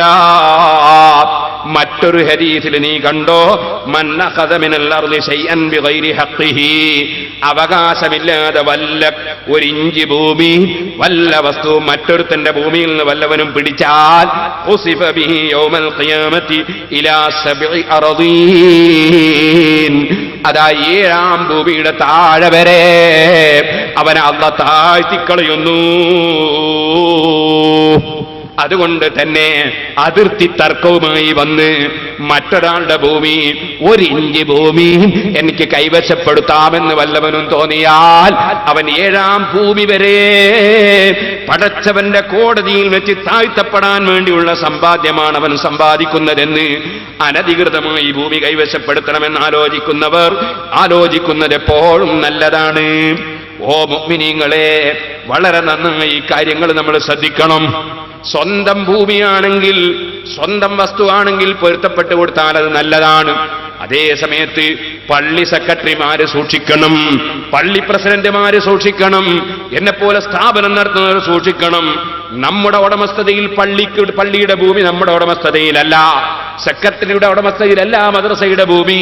അതുപോലെ തന്നെ വിനീതനായ എന്റെ ഉടമസ്ഥതയിലല്ല ഈ ഭൂമി. ഇതൊക്കെ അല്ലാഹുവിന്റെ ദീനിന്റേതാണ്.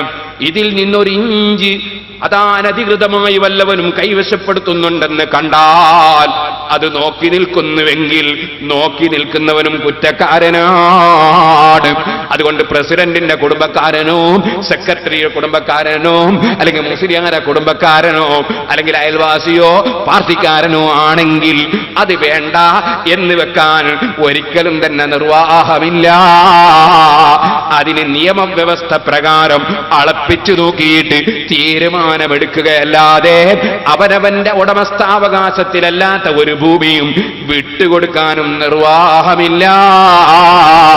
യതീമിന്റെ സ്വത്ത് കൈകാര്യം ചെയ്യുന്നവർ, അതുപോലെ തന്നെ മറ്റൊരാൾ ഏൽപ്പിച്ചത് കൈകാര്യം ചെയ്യുന്നവർ, മറ്റൊരു വസിയ്യത്ത് പ്രകാരം കൈകാര്യം ചെയ്യുന്നവർ, ഉടമസ്ഥൻ ഏൽപ്പിച്ച വക്കീലായിട്ട് കൈകാര്യം ചെയ്യുന്നവർ, അവർക്ക് സ്വന്തത്തിൽ അധികാരങ്ങളില്ല, അവകാശങ്ങൾ വിട്ടുകൊടുക്കാൻ അധികാരമില്ല. അവകാശങ്ങൾ കിട്ടേണ്ടത് കിട്ടിയേ പറ്റൂ, സംരക്ഷിക്കേണ്ടത് സംരക്ഷിച്ചേ പറ്റൂ. ഇതും നമ്മുടെ മനസ്സിൽ എപ്പോഴും ഓർമ്മയുണ്ടാകണം. ഓ മുഅ്മിനീങ്ങളെ, തൂക്കത്തിലും അളവിലും ആരാണോ അനധികൃതമായി കൈകാര്യം ചെയ്യുന്നത് അവന്റെ കാര്യം പടച്ച റബ്ബിന്റെ അടുക്കൽ വളരെ പ്രശ്നം തന്നെ. സൂറത്തുൽ മുത്തഫിഫീൻ എന്ന് പറഞ്ഞൊരു സൂറത്ത് തന്നെ അല്ലാഹു ഖുർആനിൽ ഇറക്കിയിട്ടുണ്ട്. വൈലുൽ ലിൽ മുത്തഫിഫീന അല്ലദീന ഇദാ ഖതാലൂ അലന്നാസി യസ്തൗഫൂൻ. തൂക്കത്തിലും അളവിലും അതാ അനധികൃതമായി കൈകാര്യം ചെയ്യുന്നവർ, അതിൽ അഴിമതി നടത്തുന്നവർ, അത്തരം കക്ഷികൾക്ക് നാശമാണ് നബിയേ. ഖുർആൻ ആ സൂറത്ത് തുടങ്ങുന്നതിന് വൈലുൻ, സർവനാശവും. അതിന് മറ്റൊരു തഫ്സീറുണ്ട്, നരകത്തിലുള്ള ഒരു വലിയ താഴ്വര തന്നെ. ലിൽ മുത്തഫിഫീൻ, തൂക്കത്തിലും അളവിലും വ്യത്യാസം വരുത്തുന്നവർക്കാണ്. അല്ലദീന ഇദാ ഖതാലൂ അലന്നാസി യസ്തൗഫൂൻ, അവർക്ക് ഇങ്ങോട്ട് കിട്ടേണ്ടത് അളക്കുമ്പോ അവർ ശരിക്കും അളവ് കൃത്യമായി അളന്നെടുക്കും. വൈദാ കാലൂഹും അവ്വസനൂഹും യുഖ്സിറൂൻ, അങ്ങോട്ട് അളന്നു കൊടുക്കുമ്പോ, അങ്ങോട്ട് തൂക്കിക്കൊടുക്കുമ്പോ അവരതാ അളവിലും തൂക്കത്തിലും ചുരുക്കുന്നു. അല്ലാഹു തആല അവരോട് ചോദ്യം ചോദിക്കുന്നു, അലാ യظنു ഉലൈക അന്നഹും മബ്ഊസൂന ലിയൗമിൻ അദീം. ഇവർക്ക് അതാ വിശ്വാസമില്ലേ? ഇവർ വിചാരിക്കുന്നില്ലേ? ഇവരുറപ്പിക്കുന്നില്ലേ? ഉലൈക അന്നഹും മബ്ഊസൂന ലിയൗമിൻ അദീം, ഭയങ്കരമായ ഒരു ദിവസത്തിൽ ഇവരെ മുഴുവനും പടച്ചവന്റെ മുമ്പിൽ കൊണ്ടുവന്ന് വിചാരണ ചെയ്യുമെന്നത് ഇവർക്ക് വിചാരമില്ലേ? യൗമ യഖൂമുൻ നാസു ലിറബ്ബിൽ ആലമീൻ, അത് സർവ്വലോകത്തെയും സൃഷ്ടിച്ച് പോറ്റി വളർത്തുന്ന രാജാവിന്റെ മുമ്പിൽ സർവ്വജനങ്ങളും നിൽക്കുന്ന ദിവസമാണ് കേട്ടോ.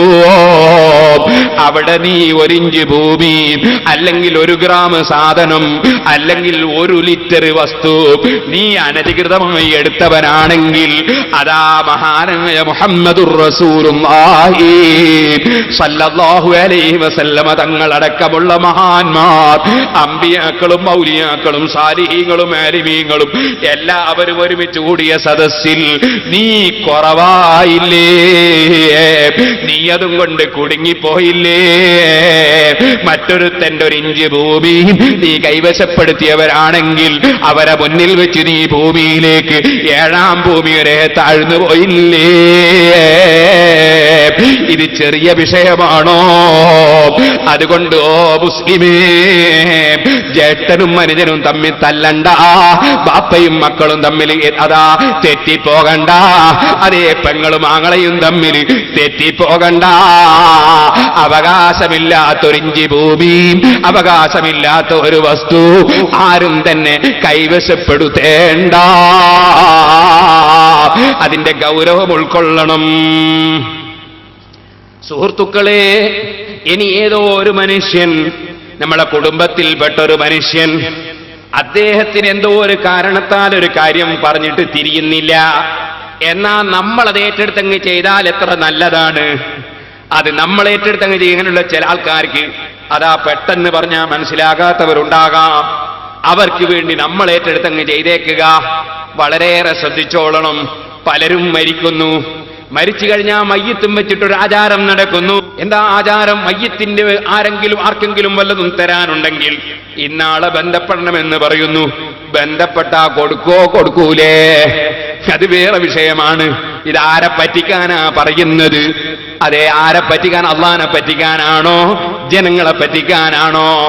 ഞാൻ പറയട്ടെ, ചിലപ്പോ ഏറ്റെടുത്ത മനുഷ്യനായിരിക്കും മറ്റവനെ കൊണ്ട് കപ്പിച്ചത്. ഏറ്റെടുത്തവനാണ് മറ്റവനോട് കൊടുക്കണ്ടെന്ന് പണ്ട് പറഞ്ഞു കൊടുത്തത്. അങ്ങനത്തെ എത്രയോ സംഭവങ്ങളില്ലേ? അതുകൊണ്ട് അള്ളാനെ ഭയപ്പെട്ട് ജീവിക്കണം. നമ്മൾ നീതിയോടുകൂടെ ജീവിക്കണം. ഇപ്പോൾ ഞാനതിലേക്ക് വിശദമായി കടക്കുന്നില്ല.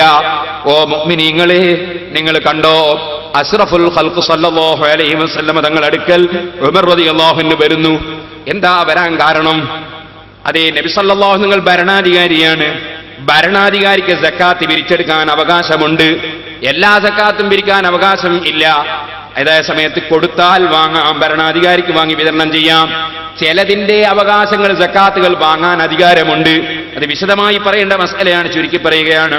ഇങ്ങനെ സക്കാത്ത് പിരിക്കാൻ ഉമർ റളിയല്ലാഹു അൻഹുവിനെ പറഞ്ഞേച്ചപ്പോ ഇബ്നു ജമീൽ സക്കാത്ത് കൊടുത്തില്ല, ഖാലിദ് ഇബ്നുൽ വലീദ് കൊടുത്തില്ല, അബ്ബാസ് റളിയല്ലാഹു അൻഹു കൊടുത്തില്ല.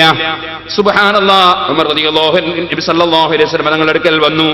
വിഷയം പറഞ്ഞപ്പോൾ അല്ലാഹുവിന്റെ റസൂൽ പറഞ്ഞു, മാ യൻഖിമു ഇബ്നു ജമീലിൻ ഇല്ലാ കന്നഹു കാന ഫഖീറൻ ഫഅഗ്നാഹു അല്ലാഹു വറസൂലുഹു. ഇബ്നു ജമീലിനെ പറ്റിയ പ്രശ്നം എന്താണെന്നറിയോ? അയാൾ വളരെ ദാരിദ്ര്യത്തിൽ ജീവിച്ച ഒരു മനുഷ്യനാണ്.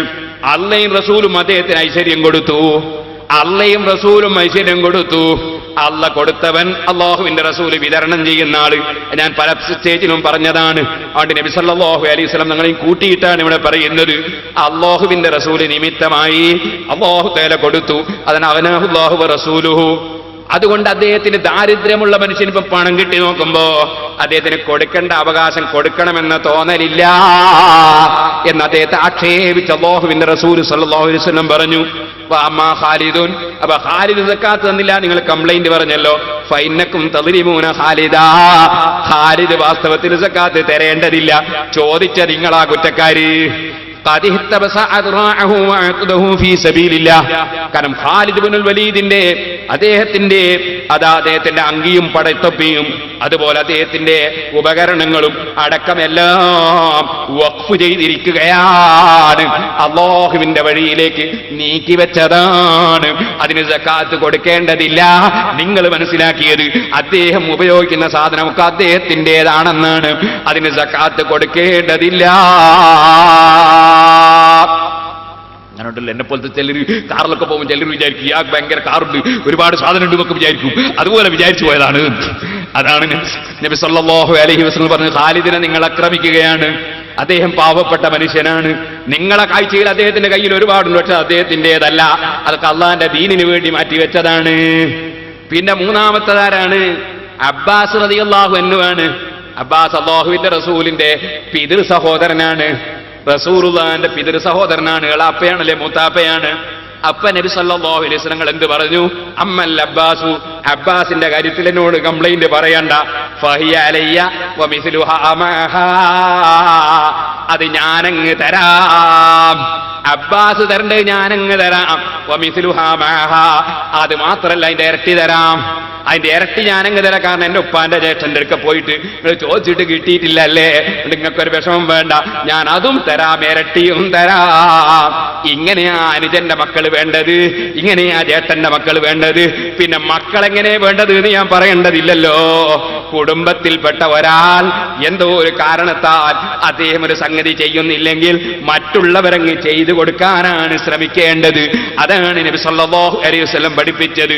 എന്നിട്ടൊരു വാക്ക് പറഞ്ഞു അവിടുന്ന്, അമാശാർത്ത, നിനക്കറിയില്ല ഉമറേ, അന്ന അമ്മർ റജുലി സിൻവു അബീഹി, ഒരു മനുഷ്യന്റെ മൂത്താപ്പ എളാപ്പ എന്ന് പറഞ്ഞാൽ ബാപ്പാന്റെ ജ്യേഷ്ഠനും അനുജനും അത് സ്വന്തം ബാപ്പയുടെ സ്ഥാനത്താണ് കേട്ടോ. ബാപ്പാന്റെ അനുജനും ജ്യേഷ്ഠനും ബാപ്പാന്റെ സ്ഥാനത്താണ് കേട്ടോ.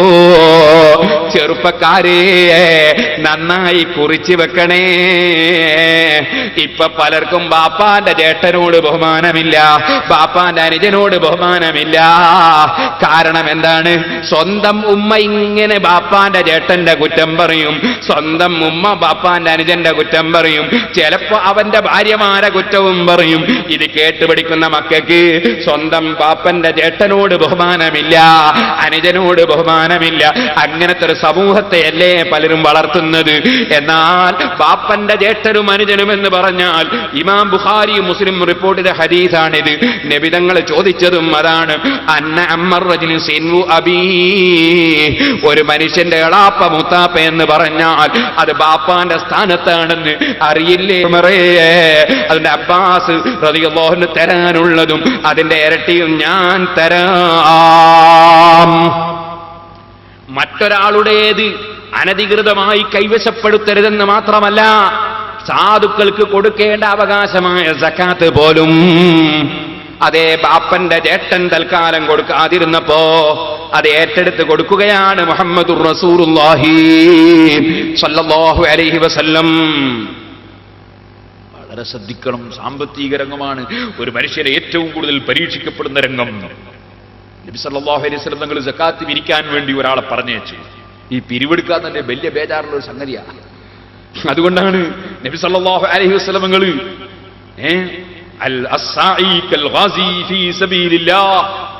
പിരിവെടുക്കുന്ന ഒരു യുദ്ധത്തിൽ പങ്കെടുക്കുന്നവന്റെ പ്രതിഫലമാണ് എന്ന് പഠിപ്പിച്ചു.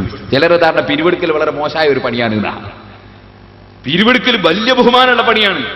യുദ്ധത്തിൽ പങ്കെടുത്ത് ദീൻ ഉണ്ടാക്കുന്നതിന് കിട്ടുന്ന പ്രതിഫലം പിരിവെടുക്കുന്ന ആളുകൾക്ക് കിട്ടൂന്ന. പക്ഷെ ആ പിരിവ് കീശയിലിടാനായിരുന്നു, കമ്മീഷൻ പറ്റാനുമായിരുന്നു. അത് എന്തിന് പിരിവെടുത്തോ അതിനുപയോഗിക്കാനായിരിക്കണം. എവിടെയാ നബി സല്ലല്ലാഹു അലൈഹി വസല്ലം ഈ ഹദീസ് പറഞ്ഞത്?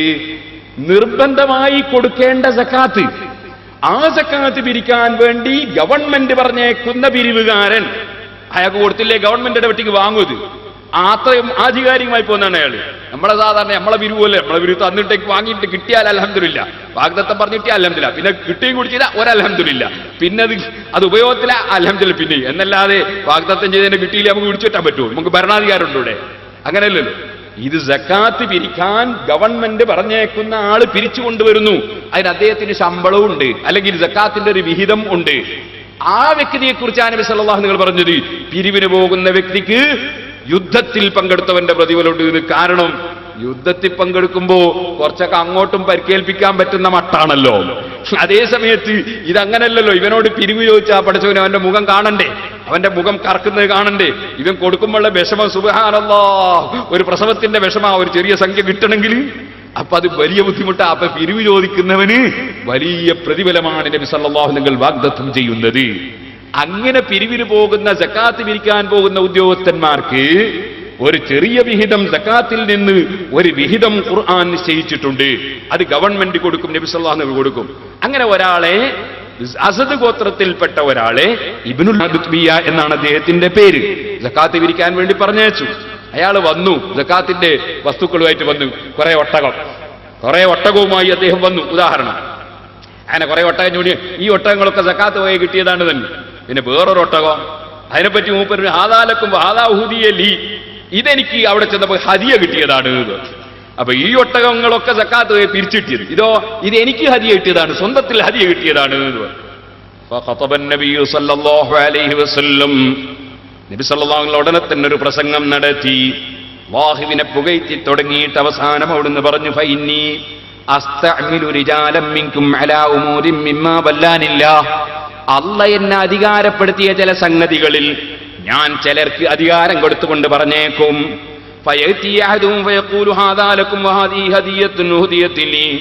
അങ്ങനെ പോയ പിരിവിന് പോയ ചങ്ങാതി ചിലര് പോയി വന്നിട്ട് പറഞ്ഞു, ഇതെനിക്ക് ഹദിയ കിട്ടിയതാണ്, ഇത് നിങ്ങൾക്ക് ഫണ്ടിലേക്കുള്ളതാണ് എന്നിങ്ങനെ പറയുന്നു. അല്ലാ ജലസ ഫീ ബൈതി അബീഹി ഔ ബൈതി ഉമ്മിഹി ഫയൻദുറു അയുഹദാ ലഹു അം ലാ. എന്നാൽ ഓന് ആ പറയുന്ന എനിക്ക് സ്വന്തം കിട്ടിയതാണെന്ന് പറയുന്ന ഈ മനുഷ്യന് അവന്റെ ബാപ്പാന്റെ വീട്ടിൽ ഇരുന്നു കൂടായിരുന്നോ, അല്ലെങ്കിൽ അവന്റെ ഉമ്മാന്റെ വീട്ടിൽ ഇരുന്നു കൂടായിരുന്നോ? എന്നിട്ട് ഞമ്മക്കൊന്ന് നോക്കിക്കൂടായിരുന്നോ? അവന് ഹദിയയും കൊണ്ട് ആൾക്കാരിങ്ങി വരുന്നുണ്ടോ എന്ന് നമുക്ക് നോക്കിക്കൂടായിരുന്നോ? ചോദിച്ചതിന്റെ അർത്ഥം എന്താണ്? ഹദിയ എന്ന് പറയുന്നത് ബഹുമാനിച്ച് ആദരിച്ച് ഇങ്ങോട്ട് കൊണ്ട കൊടുക്കുന്നതിന്റെ പേരല്ലേ ഹദിയ. അപ്പൊ ഇവൻ അവന്റെ ബാപ്പാന്റെയോ ഉമ്മാന്റെയോ പുറക്കിരുന്നിട്ട് ബഹുമാനിച്ച ആളുകൾ ഇങ്ങനെ കൊണ്ടക്കൊടുക്കുന്നുണ്ടോ എന്ന് നമുക്ക് നോക്കൂടായിരുന്നോ? ഹദിയ കിട്ടിയതല്ലേ ഇവൻ പറഞ്ഞത്. സംഗതി അങ്ങനെയല്ല. പിന്നെന്താ സംഗതി?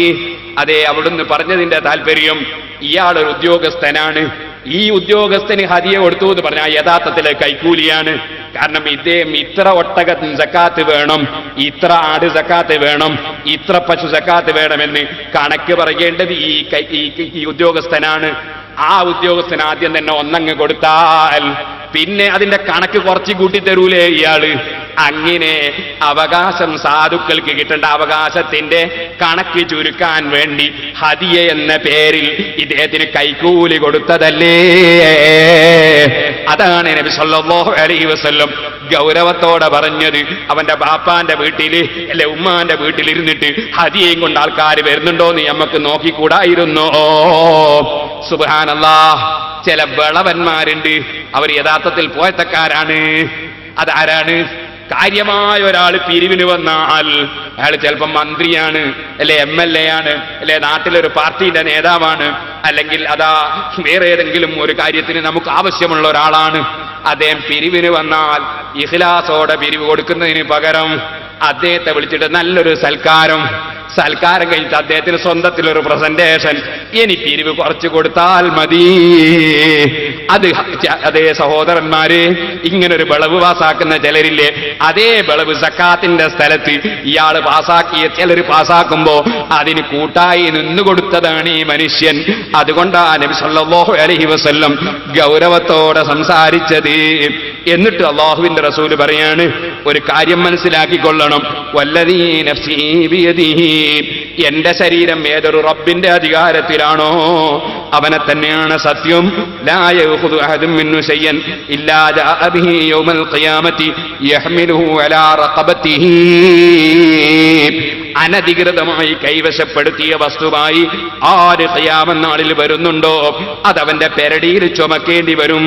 ഇൻകാന ബഈറൻ ലഹു വഅന്നഹു ബഖറൻ ലഹു ഖുവാറുൻ ശാതൻ തഈർ. അതേ ഒട്ടകമാണെങ്കിൽ ഒട്ടകവും ചുമലിൽ വെച്ച് വരണം, പശുവാണെങ്കിൽ പശുവും ചുമലിൽ വെച്ച് വരണം, ആടാണെങ്കിൽ അതും ചുമലിൽ വെച്ച് വരണം. അതിങ്ങനെ ശബ്ദിക്കുന്നുണ്ടാകും. അങ്ങനെ അതാ ആരാണോ അനധികൃതമായി വല്ലതും കൈവശപ്പെടുത്തിയത് അവന്റെ കഴുത്തിൽ അതും വെച്ചിട്ട് അതിന്റെ ശബ്ദത്തോടെ അവൻ മഹ്ശറയിൽ വരും കേട്ടോ. ഇത് പറഞ്ഞതിന് ശേഷം രണ്ട് കൈയും അല്ലാഹുവിന്റെ റസൂൽ സല്ലല്ലാഹു അലൈഹി വസല്ലം മേൽപോട്ടം ഉയർത്തിയിട്ട് ഒരൊറ്റ വാക്കാണ്, അല്ലാഹുമ്മ ഹൽ ബല്ലഗ്തു, അല്ലാഹുമ്മ ഹൽ ബല്ലഗ്തു, അല്ലാഹുമ്മ ഹൽ ബല്ലഗ്തു. അല്ലാഹുവേ, നീ എന്നെ ഏൽപ്പിച്ച സംഗതി ഞാൻ ജനങ്ങൾക്ക് എത്തിച്ചു കൊടുത്തിട്ടില്ലേ അല്ലാ, ഞാനൊന്നും മറച്ചു വെച്ചിട്ടില്ല, പഠിപ്പിക്കേണ്ടതൊക്കെ ഞാൻ പഠിപ്പിച്ചിട്ടുണ്ട് അല്ലാ. അനധികൃതമായി ഒരു സംഗതിയും ഒരു മനുഷ്യനും കയ്യിലേക്കാക്കാൻ പാടില്ല. വളരെ ശ്രദ്ധിക്കണം.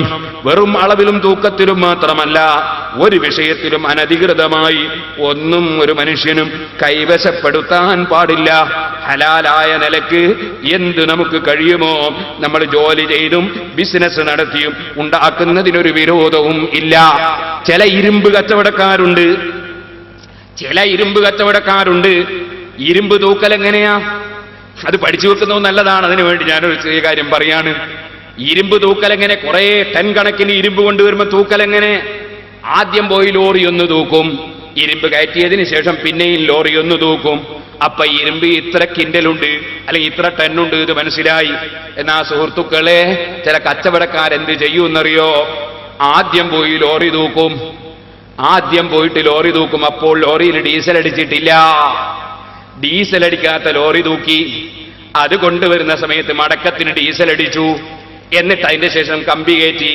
എന്നിട്ട് പിന്നീട് വീണ്ടും തൂക്കി നോക്കിയാൽ ഇതിലുള്ള ഡീസൽ ഉണ്ടല്ലോ, 10 200 ലിറ്റർ ഡീസല്, അതിന്റെ തൂക്കം കമ്പി കുറഞ്ഞു കിട്ടിയില്ലേ? ഇതുണ്ടോ വാങ്ങാൻ പോകുന്നവന്റെ മനസ്സിലുണ്ടാകുന്നു. വാങ്ങാൻ പോകുന്നവൻ ഇത് ആലോചിക്കൂലല്ലോ. കാരണം നമ്മൾ പോയി തൂക്കിയതല്ലേ ലോറി. ആ ലോറിയും കൊണ്ടല്ലേ തിരിച്ചു വന്നിട്ട് അതാ കമ്പി കയറ്റിയിട്ട് പിന്നെ തൂക്കുന്നത്. അതിലിടയ്ക്ക് ഡീസൽ അടിച്ച വിവരമുണ്ടോ? വാങ്ങാൻ പോകുന്ന സാധുവിന്റെ മനസ്സിൽ ഓർമ്മയുണ്ടാകുന്നു. ഇങ്ങനെ കമ്പി കച്ചവടം ചെയ്യുമ്പോ എത്രയോ തൂക്കത്തിൽ കക്കുന്ന എത്രയോ ജനങ്ങളില്ലേ? സാധാരണക്കാർ ഇത്തരം കാര്യങ്ങൾ ചിലപ്പോൾ ശ്രദ്ധിക്കൂല. മുസ്ലിയാന്മാരാകുമ്പോ അവർ അങ്ങേയറ്റം അത്തരം കാര്യങ്ങൾ ചിലപ്പോൾ ശ്രദ്ധിച്ചു വരും. അതുകൊണ്ട് മുസ്ലിയാന്മാരിൽ നിന്ന് ചിലതൊക്കെ പഠിക്കേണ്ടതുണ്ട്. അത് ഞാൻ പ്രത്യേകമായി ഓർമ്മപ്പെടുത്തുകയാണ്. ഓ മുഅ്മിനീങ്ങളെ, തൂക്കത്തിലും അളവിലുമൊക്കെ തകരാറ് വരുത്തുന്ന മനുഷ്യൻ, അവനെപ്പോലെ കുടുങ്ങിപ്പോകുന്നവൻ വൈലുൽ മുത്തഫിഫീൻ. തൂക്കത്തിലും അളവിലും അളവിലും കുറവ് വരുത്തുന്ന മനുഷ്യന് സർവനാശമുണ്ടെന്ന് പരിശുദ്ധ ഖുർആൻ പഠിപ്പിച്ചത് എപ്പോഴും ഓർമ്മ വേണേ. ബഹുമാനപ്പെട്ട അബ്ദുല്ലാഹി ഇബ്നു ഉമർ റളിയല്ലാഹു അൻഹു കച്ചവടം ചെയ്യുന്ന ആളുകളെ സമീപത്തൂടി പോകുമ്പോ ബഹുമാനപ്പെട്ട ഒരു പ്രത്യേകം പറയും, ഇത്തഖില്ലാഹ്, അല്ലാഹനെ സൂക്ഷിക്കണേ. വൗഫിൽ കൈല വൽ വസന, നീ തൂക്കവും അളവും ശരിക്ക് പൂർത്തീകരിക്കണേ. ഫൈനൽ മുതഫിഫീന യുഖഫൂന യൗമൽ ഖിയാമത്തി ഹത്താ യുൽജിമുഹുൽ അറഖൂ. അതാ തൂക്കത്തിലും അളവിലും കുറവ് വരുത്തുന്നവനെ ഖിയാമത്ത് നാളിൽ അതാ അല്ലാഹുവിന്റെ അടുക്കൽ വിയർത്തിങ്ങനെ അവൻ മുങ്ങിപ്പോകും കേട്ടോ. ചിലരുടെ വിയർപ്പ് നെരിയാണിക്കാല് വരെ, ചിലരുടേത് മുട്ട് വരെ, ചിലരുടേത് അര വരെ, ചിലരുടേത് അതാ കഴുത്ത് വരെ വിയർപ്പിൽ മുങ്ങുന്നു. വളരെയേറെ ശ്രദ്ധിക്കണം.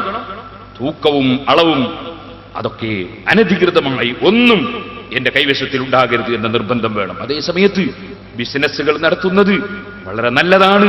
നബി സല്ലല്ലാഹു അലൈഹി വസല്ലമ തങ്ങളതിന് എല്ലാ പ്രചോദനവും നൽകിയതാണ് കച്ചവടം ചെയ്യുന്നതിന്.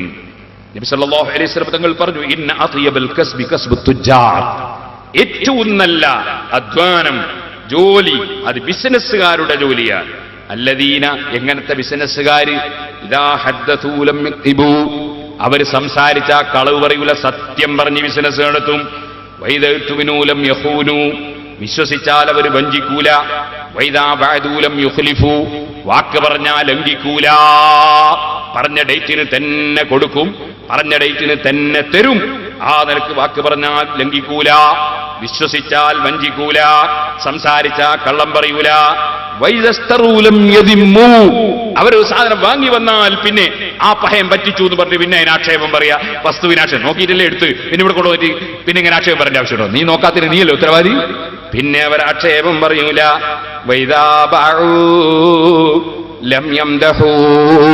ഇതുപോലെ ഒരു സാധനം വിൽക്കുമ്പോ അതിന്റെ ഗുണം ഇങ്ങനെ എടുത്തു പറയൂല. അങ്ങനെ ചില വിൽക്കുമ്പോ അതിന്റെ ഗുണം എത്രയാ, സുബ്ഹാനല്ലാഹ്, അതിന്റെ ഗുണം പറയണ്ട. ഫോട്ടും വന്ന് നോക്കിയാ കാണും, കാലം എടുത്ത് വെച്ചാ മതി. ചെന്ന് നോക്കിയാലാ മനസ്സിലായ 2 കിലോമീറ്റർ ഉണ്ട്. ഇന്നാലില്ല ബ്രോക്കർമാർ പറ്റിച്ചു കൊണ്ടുപോകാറില്ലേ?